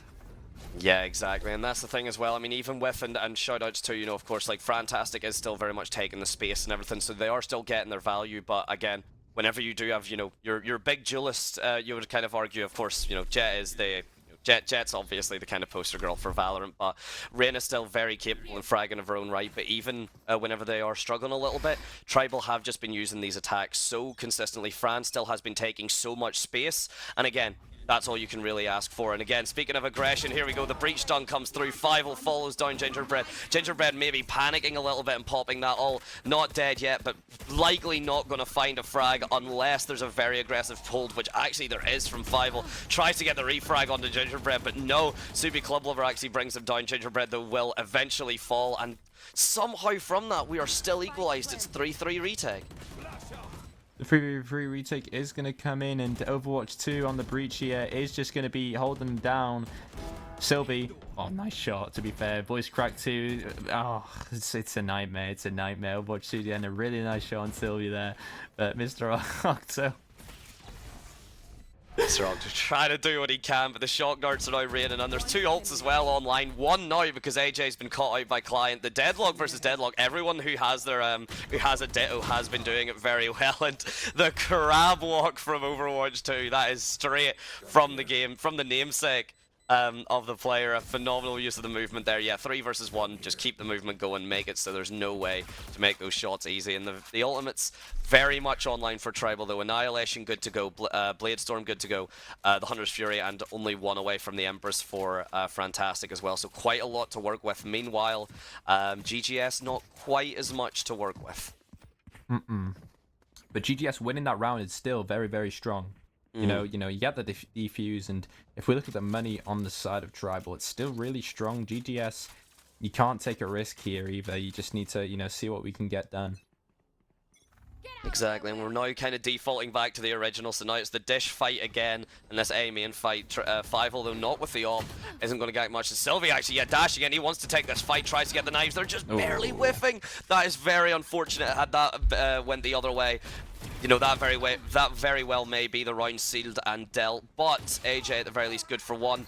Mr. Octo firing back, loses control of Dish though. Hunter's Fury going to come back through using the pings, but actually the dancing from Mr. Octo is good. Eventually those fancy feet will be shut down by Gingerbread coming out of main as the plant goes down. Subi Club Lover immediately standing back up, does not want to be out of this round just yet, as the space from Tribal, though they're happy enough for the most part. No, never mind, J-Not Christ is happy just to put you back down into the ground. Atrian Client can absolutely follow you along, and now Overwatch 2 trying to swing in, but being found by Fantastic. Beautiful use of space, beautiful control. Yeah, to be honest, it's getting Tribal is starting to, really showcase a lot stronger there. And even if you're only going 6 and 15 as Reyna, you're still providing whip, you still got flashes, you're still technically playing that initiator role along with J-Not Christ, so setting Sylvie up for a lot of good kills, which is really good to see. And it seems GTS will be calling out their timeout, so we'll just be taking a minute here. And if I'm on that timeout, I'm probably just, assessing our situation. We're 2 ult orbs away from the breach ult. So maybe there's a lot of ult orbs on this map. I believe there's 4. Yeah, there's 4. No, it's 3. Yeah, there's 4. No, I'm sorry, there's 4. Yeah. So yeah. there's oh. My man's mind is completely melted. But yeah, there's basically 1 in kind of each side. So you've got that back left on B main, A main, Dish, and Arcade all have the ult orbs. It's really easy, you can get a lurk up on Arcade, and then you can get also just a person in A main, grab the orb A main, relocate Arcade, grab the one on Arcade, then play under Hell and just, well, I say under Hell, you play under B, breach ult B, nice little jet dash onto site. Oh my god, he's on defense. Oh my god, he's on defense. Right, this is not on. This is not on. He's on bloody defense. Madante, don't ever let me have a 40-minute break again and start yapping, okay? That is not on. To be fair though, you are still right though in terms of it, like even if you can't do that as a kind of push, we have seen that Tribal are very usually committal onto the sites that they push. Usually they only kind of have 1 lurking out. Usually it is going to be the Client that's kind of sitting back and hiding back. But if you do take that space to kind of, as a retake, you can absolutely just essentially do the attack as the retake from Hell. So do the breach ult that way. It will depend if GGS can keep the control of the space. Oh my days, Sylvie getting a bit lost through the dash. At least J-Not Christ though does pick up Atrian Client. Subi Club Lover though shutting that back down as well. So going 2-4 for GGS is actually incredible. That has forced Tribal completely out, because though, if you do realize why that's forced Tribal out, it's because there's a certain someone just chilling on that A site all on their own. Yeah, he's having a good time, see how it's going, and Francesca has did a really good job to just take this, but Fantastic can do. Flash comes in. Oh, timing. Yeah, heavy. It's unfortunate. Subi Club Lover was very aware of the possibility, and now Tribal in a 2v4 scenario. Gonna have to get some good aiming from J-Not Christ and Gingerbread here. Breach on a solo flank with that breach ult. If I'm on... Okay. Oh. Unlucky.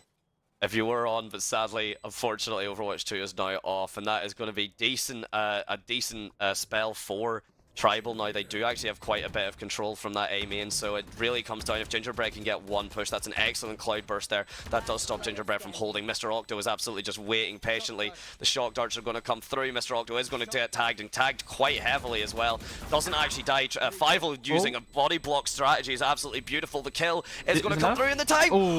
Very well played. Very close. I mean, you know, if he hadn't got half there and he just started spraying after the first shock dart, that would have been fan-dabby-dozy. But unfortunately, that went for the second shock dart. Got the damage even low, but, you know, that's where the Phantom comes in. You just start spraying and hoping for the best. Quite literally spraying, praying. But, you know, we had that breach ult. We didn't even have to lose that many people. We could have just breach ulted the side person and then covered them in that nice little plant. But luckily, that it hasn't had to come to that. No, exactly, and that kind of like building off of that as well, and I want to go back to, like, we have seen some people sitting on their ults for some time, and again, it is like, again, you do want everything to get value, obviously. Oh, Fievel, maybe a misclick there on the dash, actually just rushes straight into their grave, which Fantastic is happily dug and will bail out for you. Meanwhile, AJ actually takes out Subi Club Lover on that A main. Sylvie following it back up, and all of a sudden, yeah, Tribal not happy with the way the that last round of went, and they've decided to just completely shut that down. That's a 5-man control all on that A site. It's all up to Mr. Octo and Client, so what can they do? Sylvie knows where Client is as well, keeping that dish control good. There is the From the Shadows if you want to try something wacky, but looks like it's going to be a save. Ooh, never mind. The save comes in. I mean, Fantastic is going to just take down Mr. Octo, but Atrin Client, what can we do here now? We're in a 1v4 scenario, Tribal. All the people are still standing, but can we even get enough done here? They're walled off, time's ticking away, not much we can do. If I'm him, money's low, gonna have to save the Vandal here, but doesn't look like he's gonna be doing that. Looks like he does want to go for this. Oh, and it's breaking as well. This is actually Ninja Defuse? Ninja Defuse? Don't think it's got the time, sadly. No time. Oh, blimey.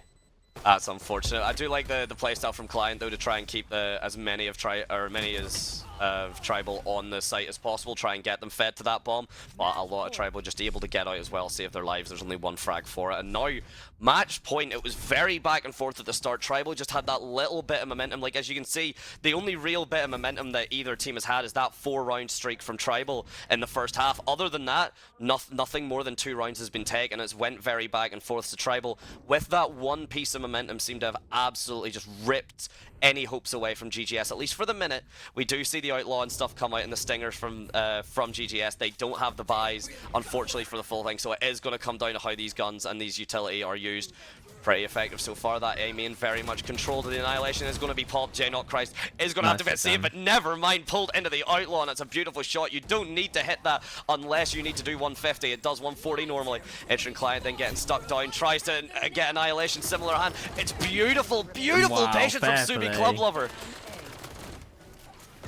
Cannot save his partner, unfortunately, as Fantastic tries to follow up, and now we see the power of the dismiss, we see the power of the ultimate 1 versus 3, and basically 3 1v1s are going to happen regardless. That's what Fantastic can do. Here's the door from Fievel. Jump peek's going to come through. Overwatch 2 swaps the gun. Mr. Octo has got this flank though. Very, very key, very pivotal. Uses the paranoia, actually opts for it, so now Fantastic does know where the 3 members of the team are.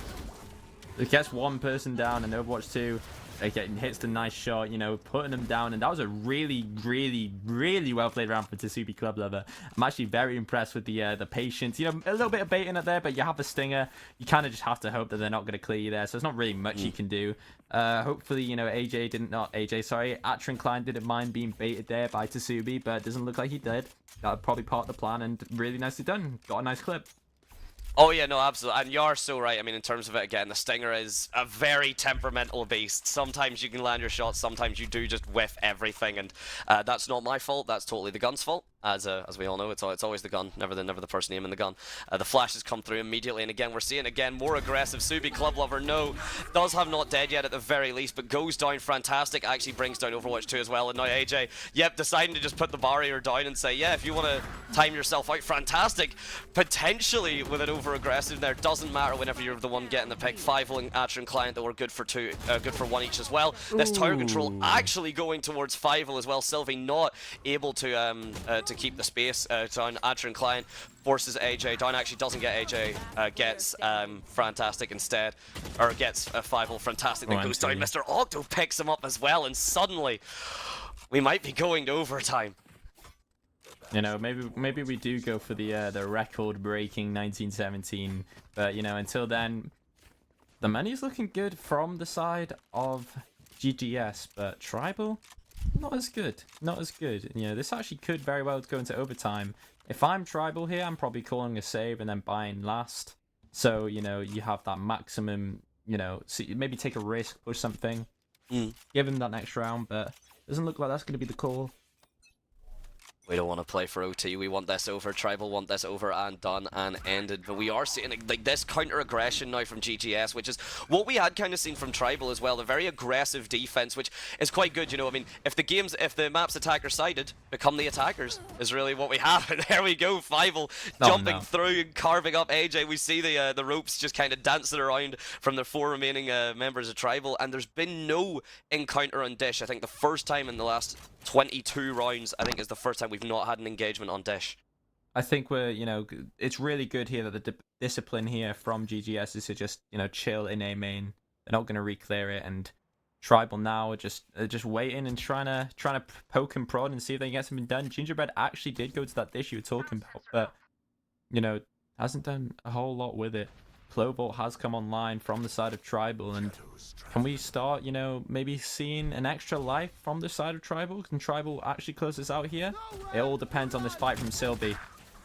J-Not Christ will be finding Overwatch 2, and this is pivotal. Mr. Octo is in heaven, though, so if they can, you know, if he can just walk out, he'll get a free kill like that, and it seems to trade from Fantastic's coming through. 30 seconds left now for Tribal to do something. 2-man flanking and only 1 in tower. They need to take this fight to win.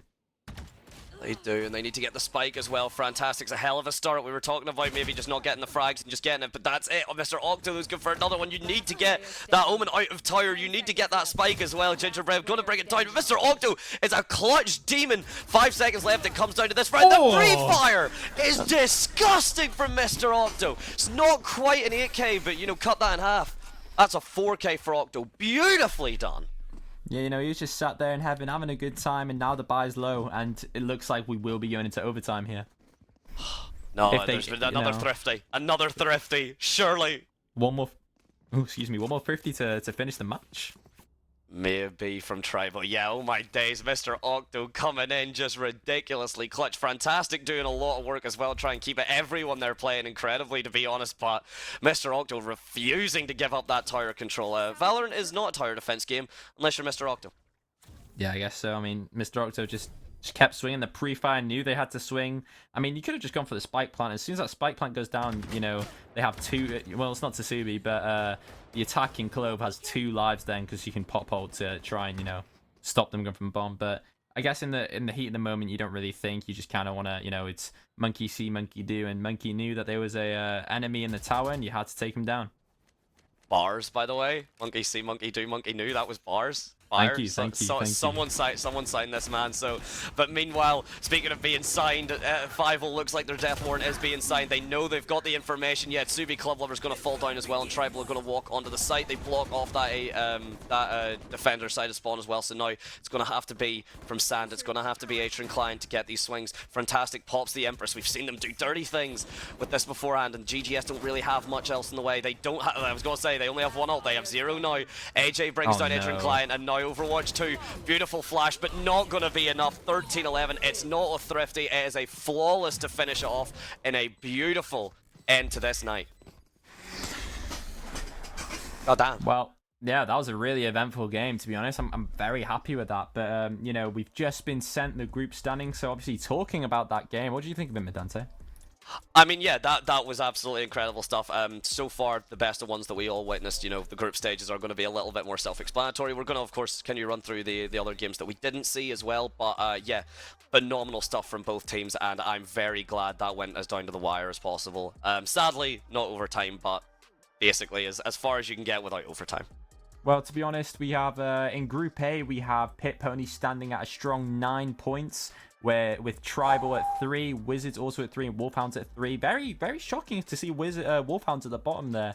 However, looking towards the Pirates, yeah, self-explanatory. We've seen how crazy that roster is. 9 points, and the Puffins at 6. Now, before we go for the other two, the world's longest, well, not world's, but the Wells' longest game is a 19-17 victory from the side of the Pirates between the Puffins. That was like a finals match with Chazza dropping 37 kills, and then Rascal not that far behind with 34. What a crazy game. What a mental game. And just to point out as well, again, you've got Chazza and Rascal, 17 first bloods between the two of them. 10 for Rascal, 7 for Chazza, which is absolutely insane. So we will be seeing more of that roster almost certainly. The rejects just unfortunately not really kind of getting the space or the control that they would have hoped for. But again, and a Alfie lot win of a game. stuff. Yeah, damn right. Let's damn go. right. Though. Let's go. That's the important thing. In terms of that, though, it does mean there is quite a lot that they can look at. I mean, obviously the VOD reviews and everything will be happening. I imagine, you know, teams do want to, try their best and go for it. So, yeah, with that, we ended up going basically the distance. God damn. Incredible, we did. Incredible first showing for WEL7. And, yeah, if anything, that is the foundation, the benchmark set for what will be a phenomenal rest of this series. Yeah, 100%. And to be honest, I was really happy. A good day, some stomps which happened, but still a good watch to really give you an introduction. I think the tribal game that we just watched there was really good. Apologies for mispronouncing things and losing train of thought. I guess that just happens when you kind of just lose focus. But it was a really good game at the end. I really managed to get glued in. Mr. Oxo's beautiful little 1v4 in that tower was really, really nice. But I'm really looking forward to see more of these rosters, and I'm really looking forward to see, if anyone managed to take down the Pirates, as they're just, a snowball building up speed, going down a hill. Oh yeah, absolutely, and that snowball will only get bigger. So that is going to be us for this week. We will be back same time next week for, I believe it's 2 best of 1s rather than 3. So we'll be a little bit more condensed, and then we'll be getting into kind of the actual the proper brackets once, because that will be the groups over. But until then, Lendoth, any last kind of things? Nah, I've got nothing. I've got nothing. Nah, the brain mush. Of course. And if you want to sign us out, then. Yeah, well, it's been an absolute pleasure, everyone. We can't wait to see you again next week. It'll be just as much, if not probably even better. So, see you a week from now. Love you all. Chat soon.